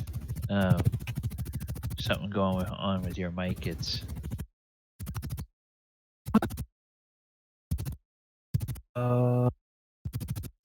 Yeah. Mark, are you on a Bluetooth mic or something Is like it that? better? Yeah. Now it stopped. Now it stopped. Okay. So, Fox walks in through the door. Okay. So yeah, there's a big table with chairs. Doesn't appear to be anybody in there. Now, light is coming in from the outside, but there's no light in here, and this fireplace does not have a fire in it. So through these doors, or through these doorways, there's no door in the doorway, but through these doorways, it disappears into dark shadows. Now, those of you who are elves do have dark vision, but the humans are not able to see into the gloom beyond. Sylvia wants to move up to this corner and just kind of peek around it real carefully and see if she sees any the heat signatures down the hall. Okay. Gallus and Aethert will come in. What about your other 3 guards? Do you want them to come in? Do you want them to wait and guard the entry, or what? Maybe have them stay guard outside. Okay. So they'll stay. Those 3 will Move them stand up to the guard. door. To the Yep. door and have them stay guard. Okay. That way they're close by if we can need to yell for them for help. Okay. They will all take up positions right here. And Ox they will. Ox goes and checks the fireplace to see if it's still warm or find out when was the last time it was used. Okay, nope. The fireplace is cold. The fireplace is cold, and the table, the long table, 10 feet wide and 40 feet long in the room, it is bare. There's nothing of any value on it, and the chairs all seem old. A couple of them have like a chair leg broken off, and they're sort of broken down. The others just seem kind of old and rickety. Looks like it hasn't been used in a long time. It looks like it might be some kind of a dining room or something here. Okay, Sylvia, as you move over there, I'm going to go ahead and open up the following for you. So you can see there's another room beyond. It has a very large fireplace here. And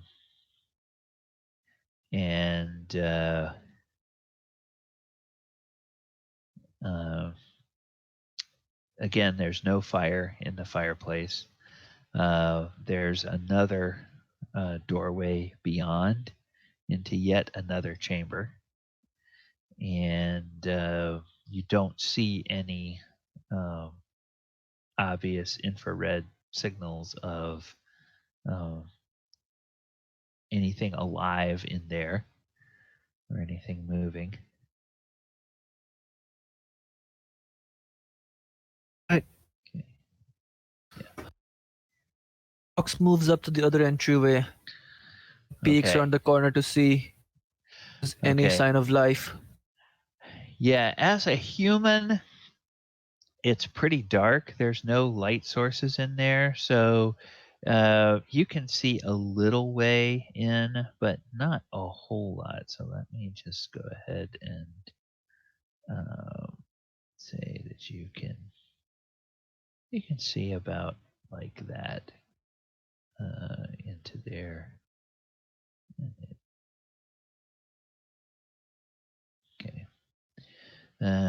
If you want to be able to see more, you will have to like light a torch or something.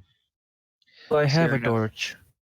Okay, so you take a torch out, and you can see then in that case, you can see that this is pretty much looks like a mirror image of what Sylvia reports the other direction. So I'll give you guys a little bit more detail about what you see. Rocks in the direction you're looking. It's a 30 by 30 foot room, has doorways in the east and west walls. It contains the remains of 3 chairs and 2 small tables. A fireplace is in the middle of the north wall. And then the area that you're looking, Sylvia, The 30 by 30 room, empty doorways, east and west walls, and the doors are missing.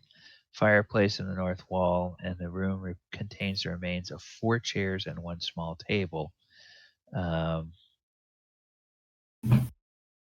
And yeah, so that's what you guys obviously see there.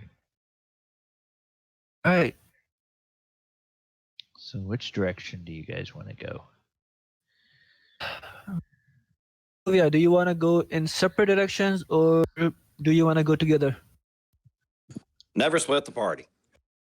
We Damn should it. probably go together. It would be disappointed.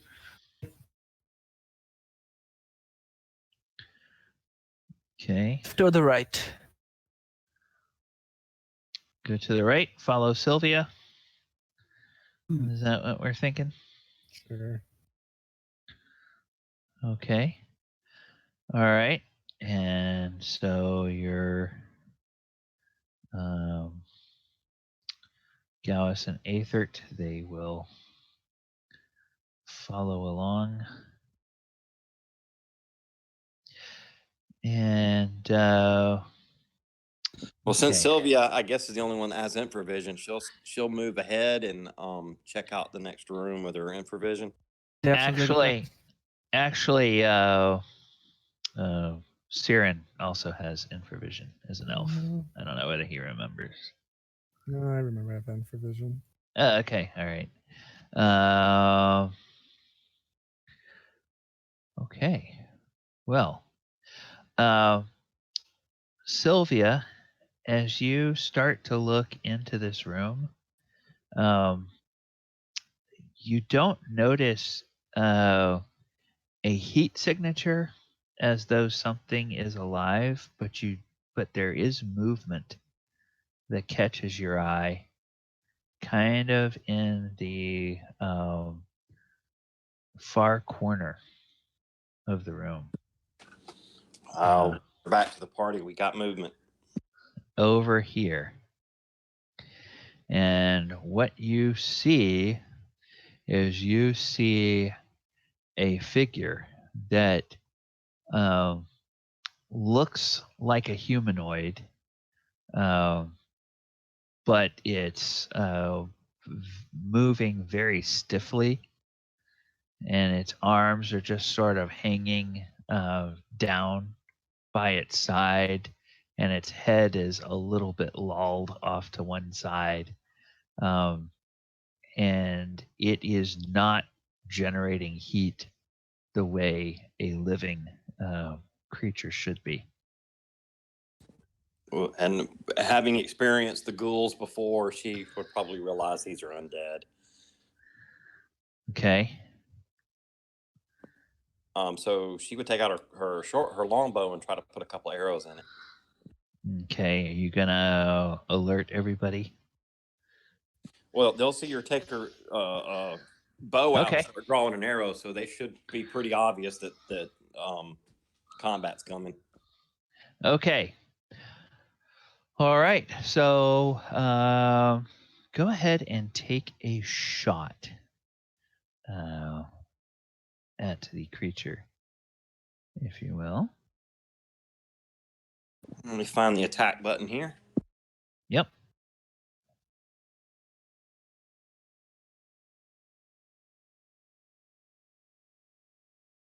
This is a ghoul or a skeleton or a zombie?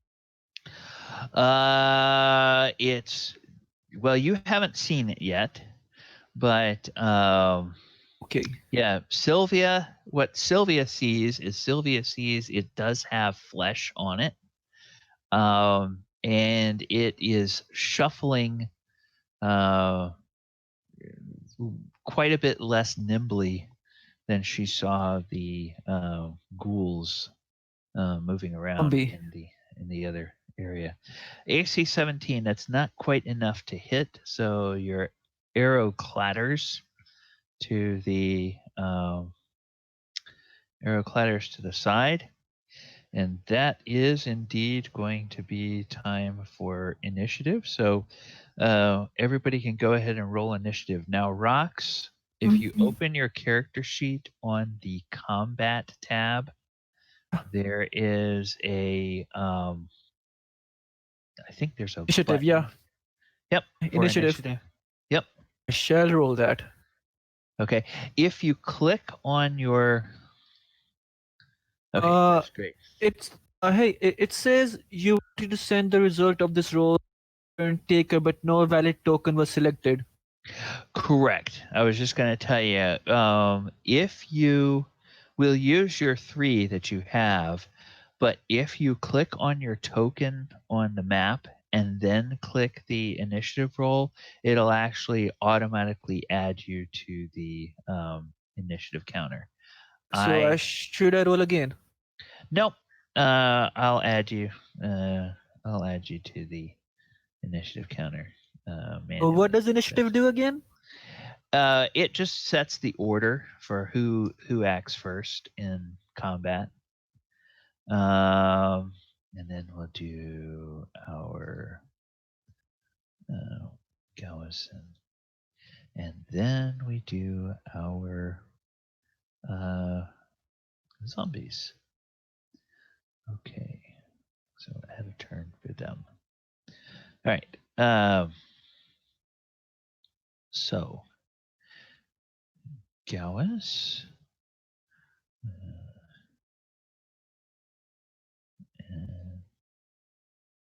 Oh, whoops. Sorry. Wrong. My bad. Okay. So, Gauss gets a 2. Aether gets a 1. And the zombies, ooh. Wow. Well, the zombies act quickly, but they don't do anything else quickly. Okay, so we're going to put this in descending.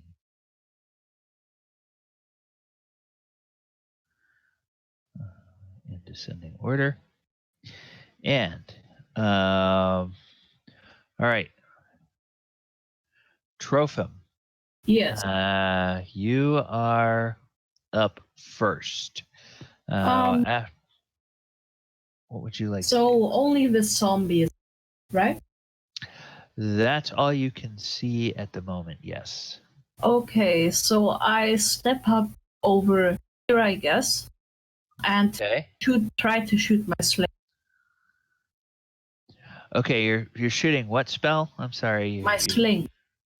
Oh, your sling. Your sling. Okay. All right. So go ahead and fire your sling. Oh, AC 4. Yeah, that'll hit. For that. Nice. So 4 damage. And can I step back down again? Yes, you sure can. Okay. All right. And Siren, you are up next. All right. Doing what I do, I'm going to move forward and engage the zombie. Okay. You take a good old stab at it. Okay. That is an 8 hit. Armor class 8 is exactly what you need to hit these guys. Nice. So, deals 5 damage. And even though he doesn't bleed, we're going to say he's bloodied because now you have him under half of his hit points. And the first thing that the zombie will do is the zombie will attack. All right. Where are the zombies? Okay. The zombies attack as a first level fighter, so they need a 19 to hit an armor class 0. And so he will. Well, that is not going to hit Siren. So this thing takes an awkward swipe at you, and it misses. And then you all hear and see several other shapes. 10, 15, 20, 25. Another zombie comes out. Another zombie comes out. Siren's fun.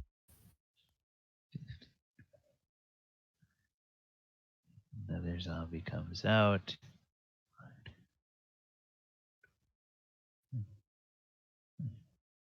And another zombie comes out.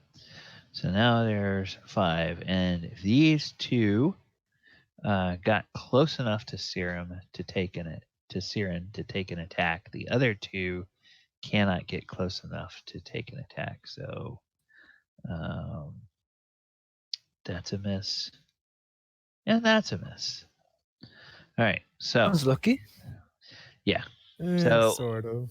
I have really yeah, nice armor. Siren does have a very, very good armor class. So Rox, you are up, and these are in fact zombies. Steps forward and casts Turn Undead. That's kind of damage, right? Okay. The turn undead in this edition, I believe it's going to make them run away from you. Let me just double check that because we haven't had a cleric here to do that yet. So let's do turn.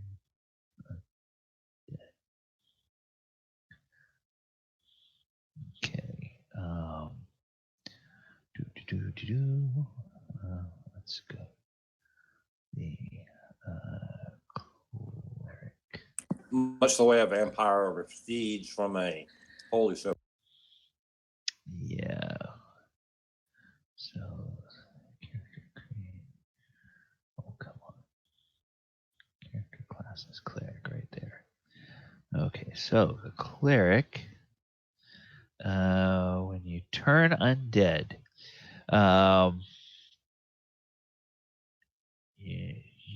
if you okay, so now what I need to do is I need to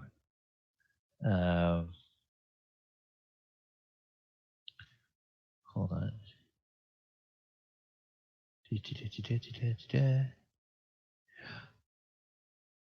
Okay, yes, you can roll 2d6. So actually, I think on your character sheet, if we go to the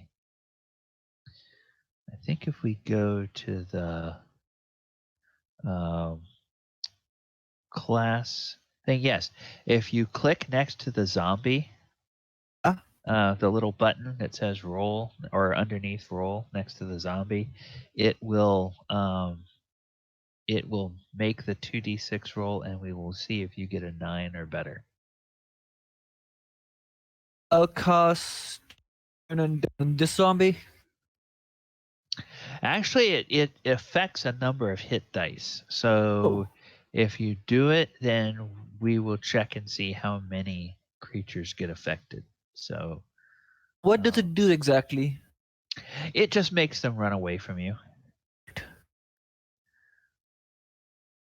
Okay. All right. So that's a 6, and that is not quite high Miss. enough. So your turn undead has no effect at this time. Now let me just double check and see.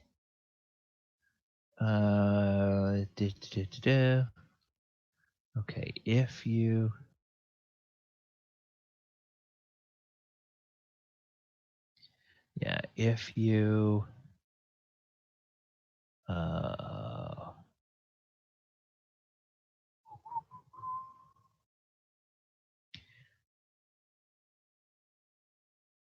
Yeah.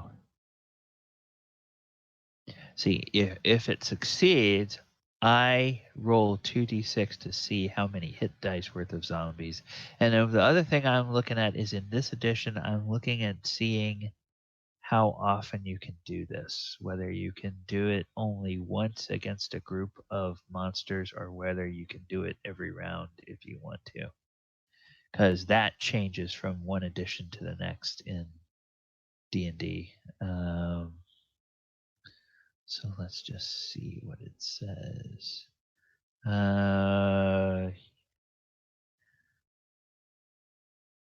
It doesn't say if you fail. Okay. Doesn't say. So on your turn, you can try. Okay. If you try to turn an undead and fail, you cannot try again to turn them in the same fight. Okay. All right. So does my turn end now, or there's something I can do?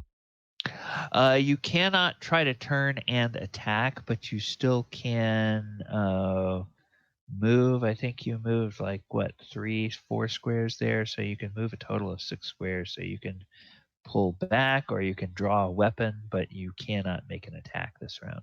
In that case, take one step forward and draw my. Okay. All right. So Gallus and Aether, they kind of got distracted looking around, heard the fighting begin. 5, 10, 15, 20, 25, 30, 5, 10, 15, 20, 30. And then Aether will get over here, and Gallus will get up here. And they have drawn their weapons, but they cannot attack this round. And Sylvia. Okay. You are up.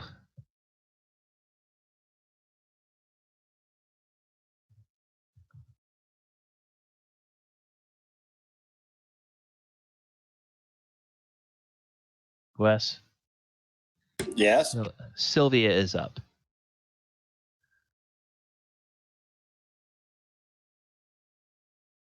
Okay.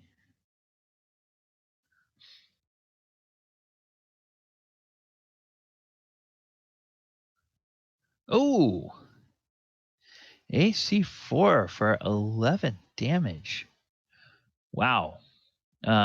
You're attacking this one here. How would you like to kill that zombie or destroy that zombie? Just take its head off and drop it. Okay.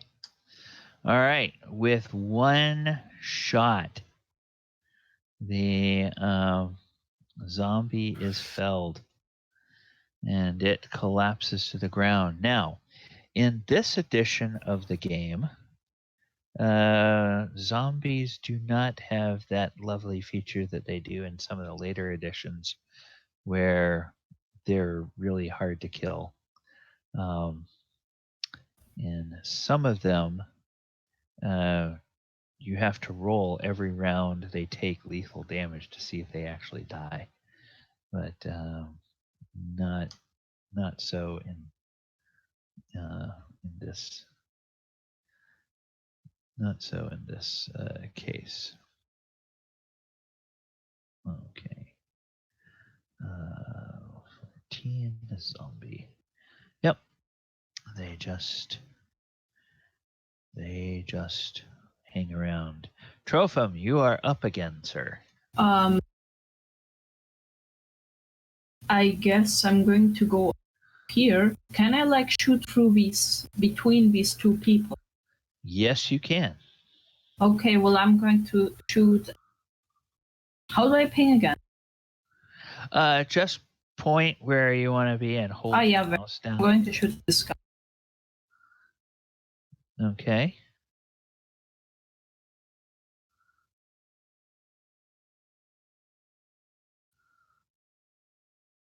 AC 5. That hits for 3 points of damage. Okay, he's not bloodied, but he did some damage. Anything else? Or are you gonna stay there?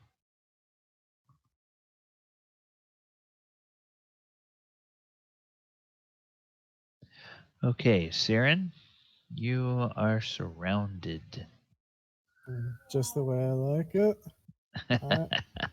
I'm gonna stab the zombie to my right. Okay, the one that's bloodied. Go to 17. Yeah, AC 17 is not quite gonna hit. So that's a miss.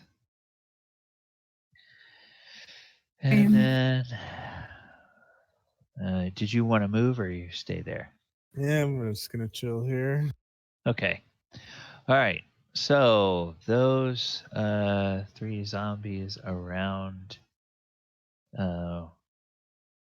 Siren. Ooh, It's a that's hit. close. It hits an AC 1, which is not good enough to hit Siren. That will miss. And that will miss. So 3 misses. Then this zombie moves over to Sylvia.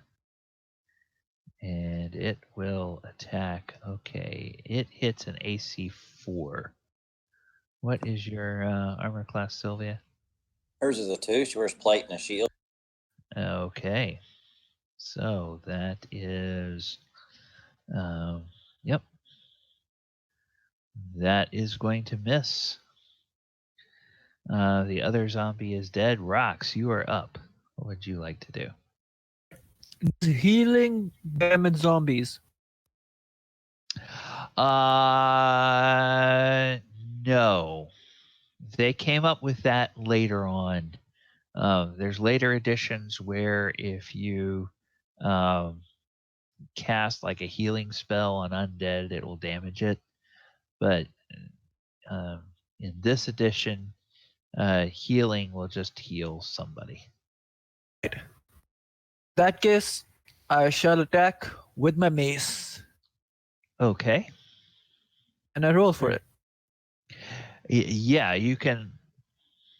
Yeah, okay, that works. AC 11. Now they're a little bit better than AC 11, but so that won't hit. God damn it. Yeah. You need an AC 8 or better to hit them.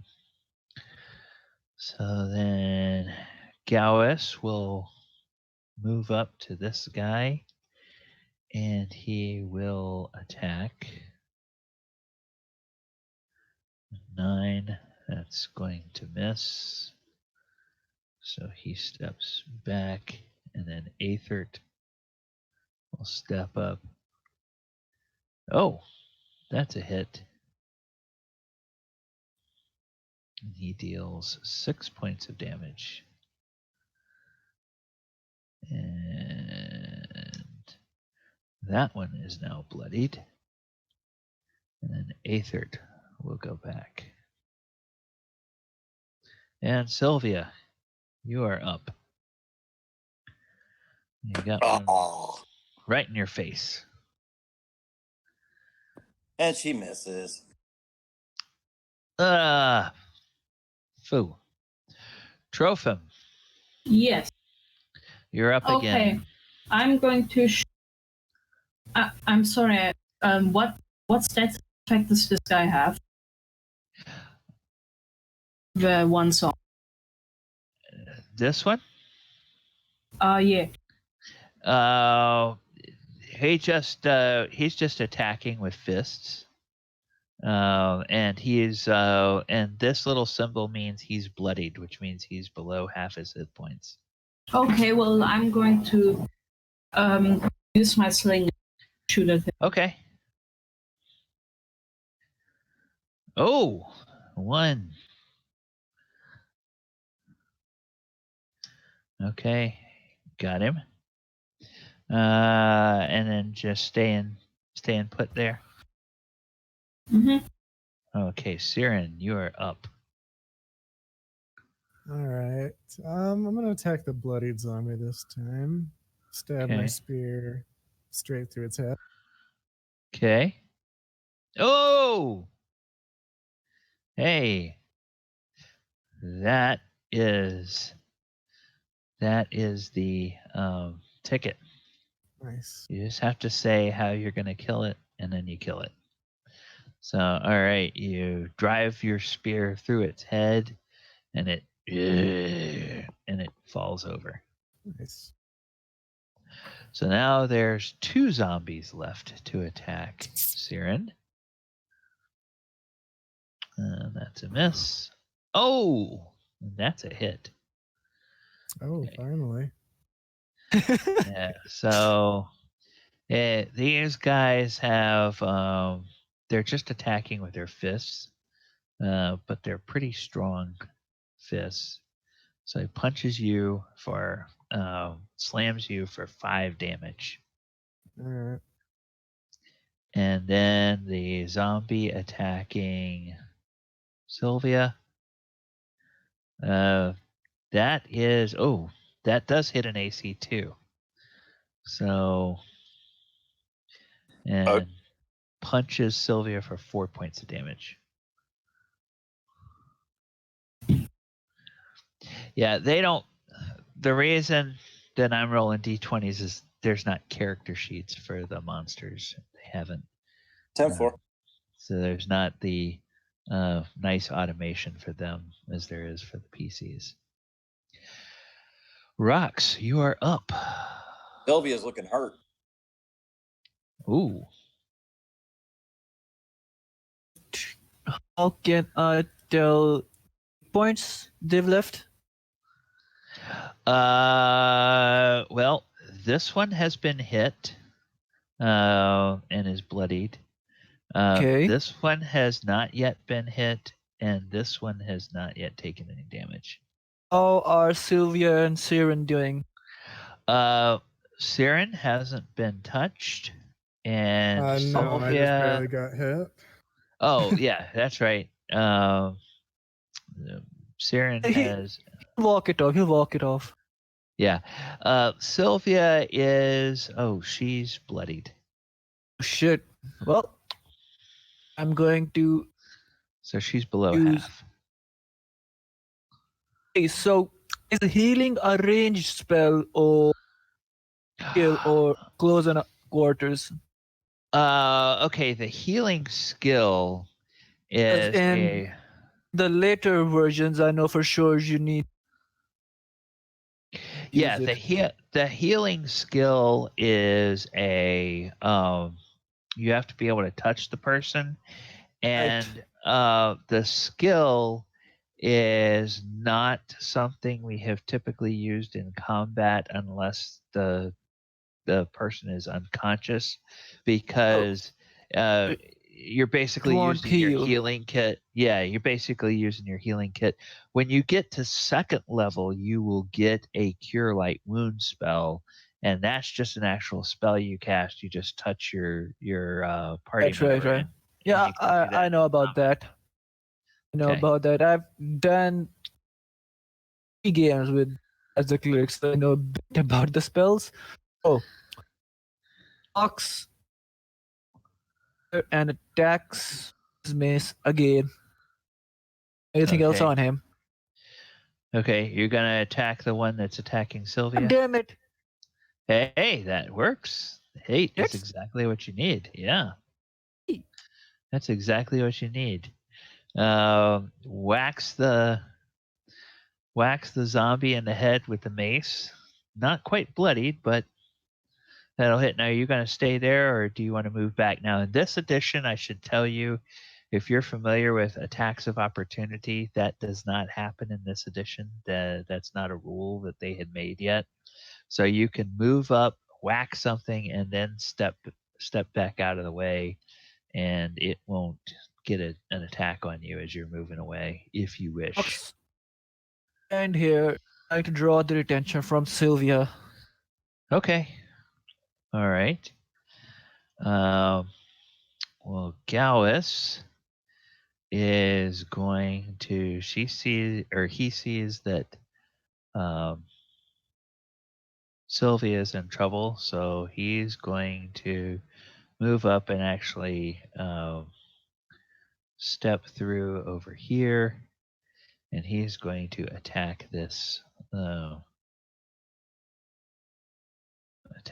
monster as well. 16, that'll hit an armor class 8 and deal 6 points of damage. Okay. And this zombie is now bloodied. And then Aethert will step over here. Actually, we'll push past and will attack the same one. And he will miss. And then they will just stay there. All right, Sylvia, you are up.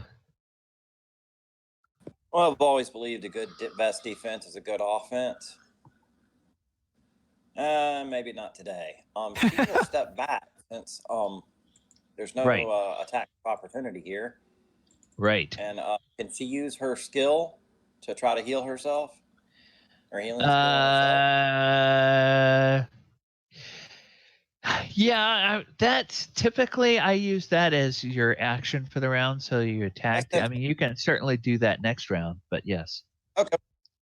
Yeah. You can try the healing skill on yourself. Trophim, you are Yes. up. Yes, indeed. I'm going to move. Sylvia, do you mind if I move over here?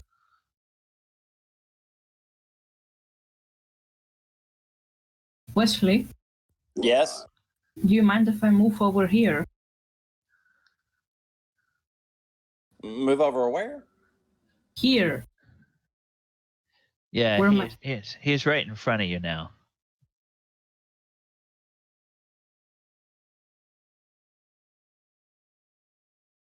I don't understand what you wanted me to do. Oh, I think he just wants to make sure he's not going to be in your way. If you were planning to do a ranged attack or something. Oh, okay. Fine. Okay. Then I'm going to shoot at the one on the top. Okay. Above rocks. Okay. All right.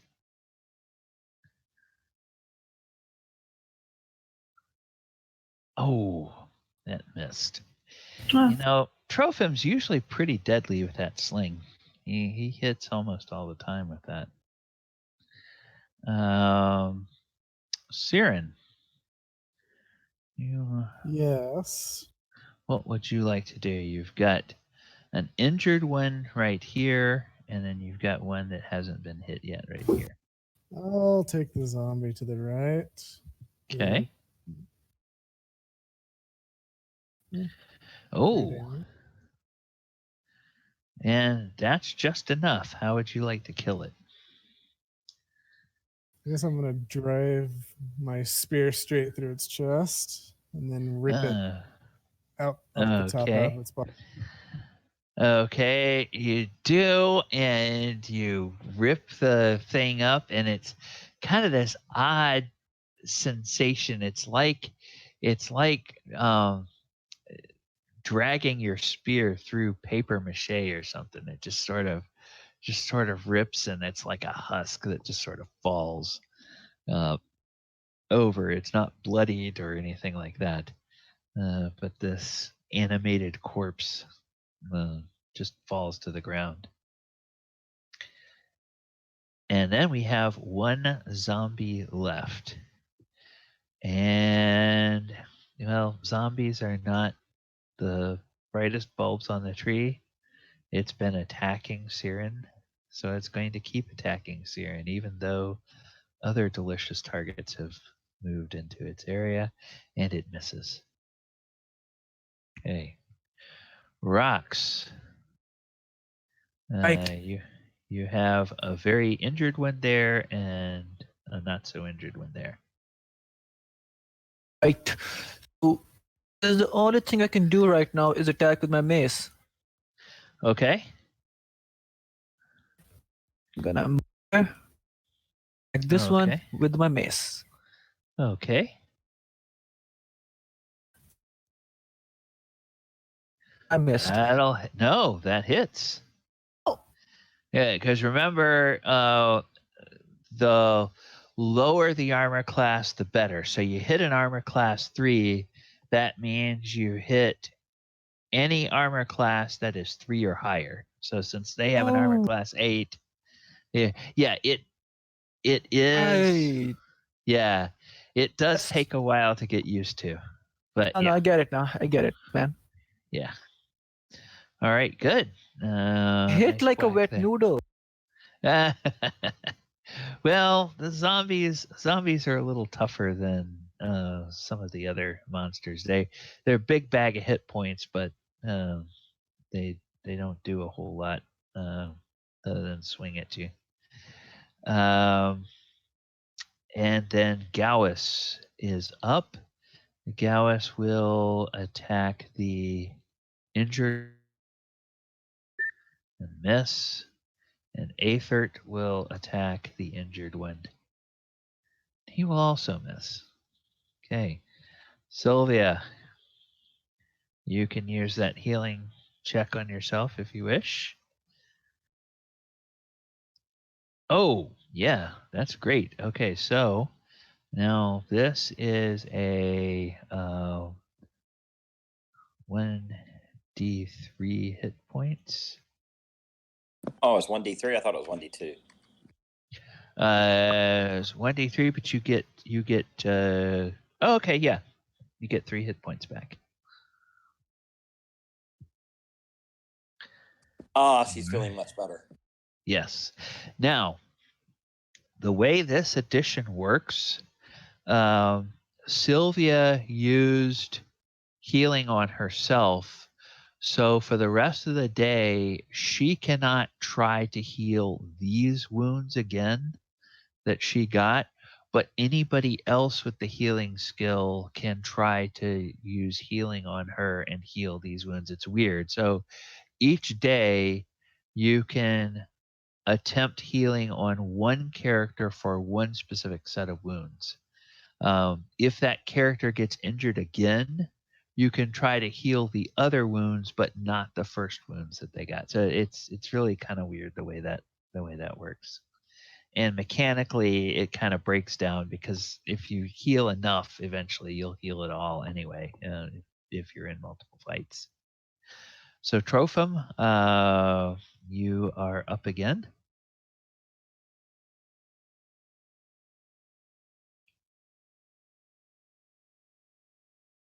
Mark. Yeah. Yeah. It's your I'm turn. I'm going to shoot at this guy Okay. right from the. Okay.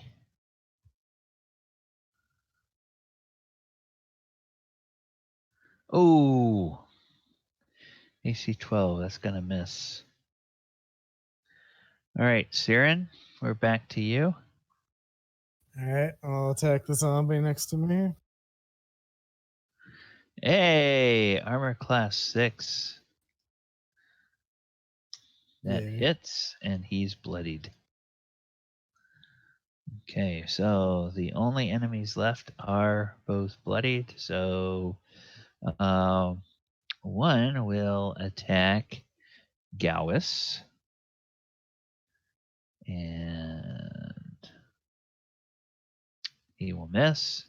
And the other one will attack Siren, and will miss. Rox, you're up. This one is close to death, right? Yep. I take a swing. Hey, 4 points of damage. How would you like to kill this zombie? I smash it repeatedly in the head. Till it's a broken, bloody mess. Okay, smash it in the head. Your mace just comes down with righteous its head. fury. Everybody bashes it in, and it falls over, and it is dead. Okay, and then let's see. Can Gowis finish off this other one? Maybe. No. What about Aethert? Can Aethert do anything? No. Okay. Sylvia. Yes, back up to you. There's one enemy left standing. Probably not for long. Oh, I just can't get any good rolls today. yeah. You started off pretty hot, and then It took a nosedive from there, but oh well. The dice gods give it and they taketh away. Yes. Yep. Trophy, I'm going you're to up. shoot at the last zombie. Okay. Hey, armor Oh, class 5. How would you like to kill this zombie with your 1 point of damage? Because that's all he has left.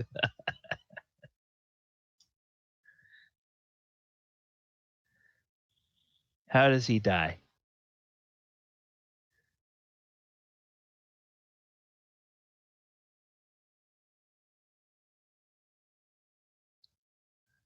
All right. Well, a sling bullet just slams into him, and he falls to the ground, and he is dead. And the combat is over. And you guys saved. are victorious. All right. Excellent. Okay. Well, the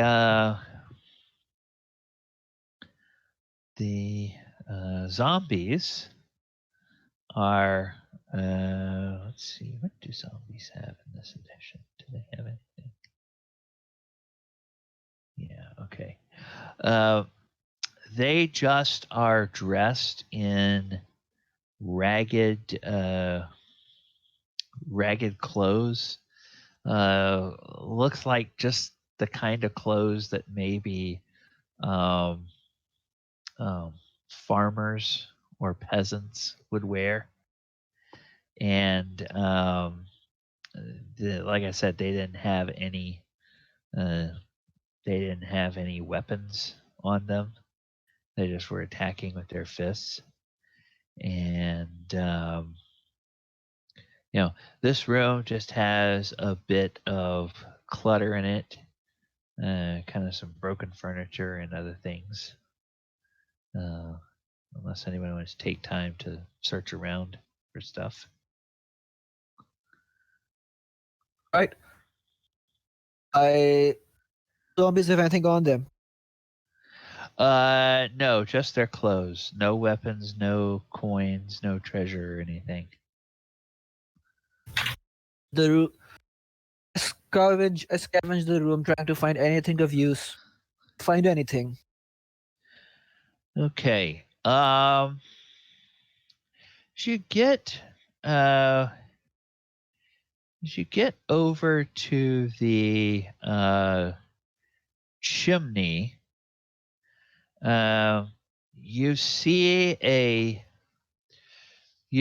that it looks like in the back of the chimney there is a brick that looks like it's not quite pushed in all the way like the other bricks. Looks like maybe it's a little bit loose.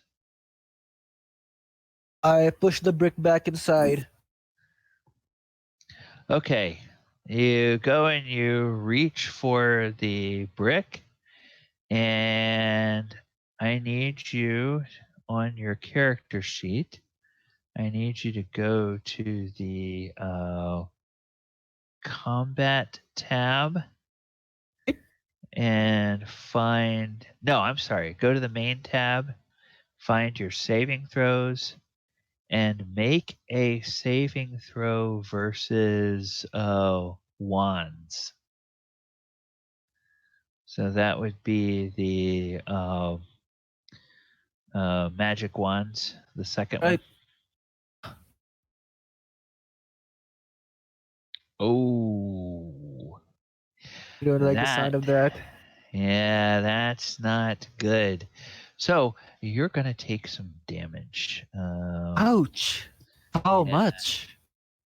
Well, let's see how much. As you start moving that brick, there's like some loose material in the chimney that collapses down on you and hits you, and you take 4 points of damage from that. Good. Amazing. Just amazing. Yeah, Fox pulls back, sing under his breath,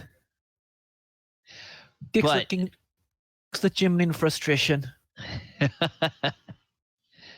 I'm chimney.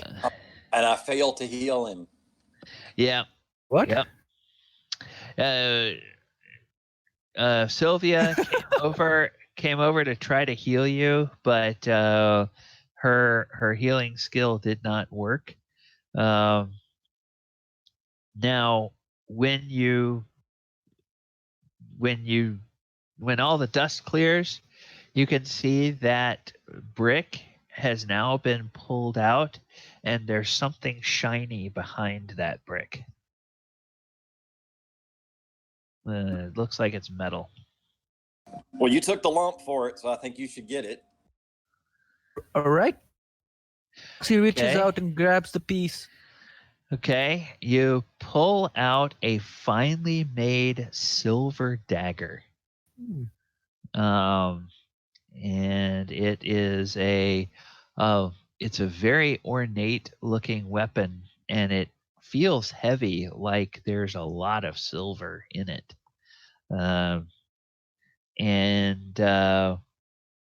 You can't tell whether it's actually good as a weapon or whether it's decorative, but it's probably pretty valuable. Pick it up and put it in my inventory. I'll decide what I need to do with it later. Okay, so in your inventory, put 1 silver dagger. Right. Now, how do I do that? Okay, on your inventory tab of your character sheet, let's see, you should be able, just in that box that says treasure, loot, inventory notes, you should be able just to click in there, add an extra line, and write in. Yep.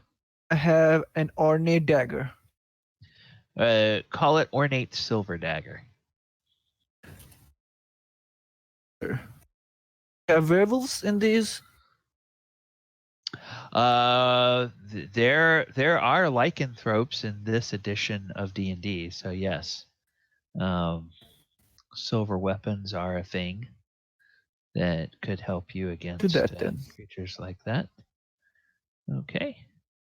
Added it. All right. Did you Excellent. save it, or will it save automatically? It saves automatically. Lovely. Okay. And hey, we're just about at the end time for our session. It's been So fast. yeah, so we'll go ahead and we will pick up right here next week with the dead zombies. Let you continue exploring this area and see what else maybe you run into as you're here. And we will see if there's any treasure other than random weapons that you all find in here. But and you have your extra guards out in front should you need them. So thank you guys. Thank you all for playing. Hope you enjoyed it today. No, thank you for doing this. One of the most professionally done I've been to. Yeah. Well, I'm glad that the character sheet is working well, because it really does take a lot of the math out, especially if you've gotten used to playing with the later editions, and then Hell yeah, this is fucking awesome. yeah. I can't praise it enough. On that note, don't we like level up? It's just like 5 zombies. Yeah, I will send out. I send out notes. Actually, I post them in the Discord every week in the session notes channel, and I include the experience points that everybody gets. As a cleric, in this edition, as a cleric, it takes. Gosh, I forget what the total is, but it's pretty. Let's see. The cleric takes 1,500 experience points to reach second level in this particular edition.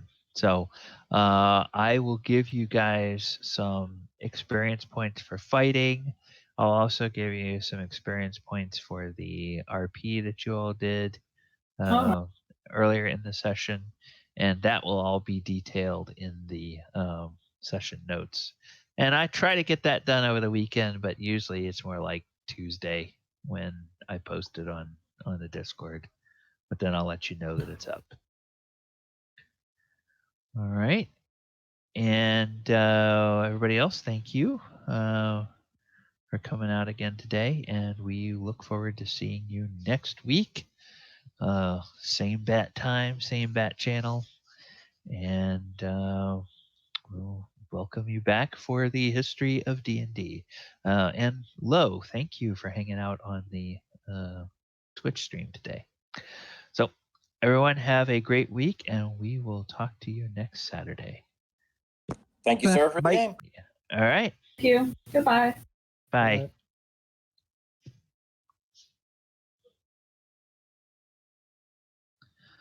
All right. So Rox, a little bit different in this edition of the game, right? Oh yeah,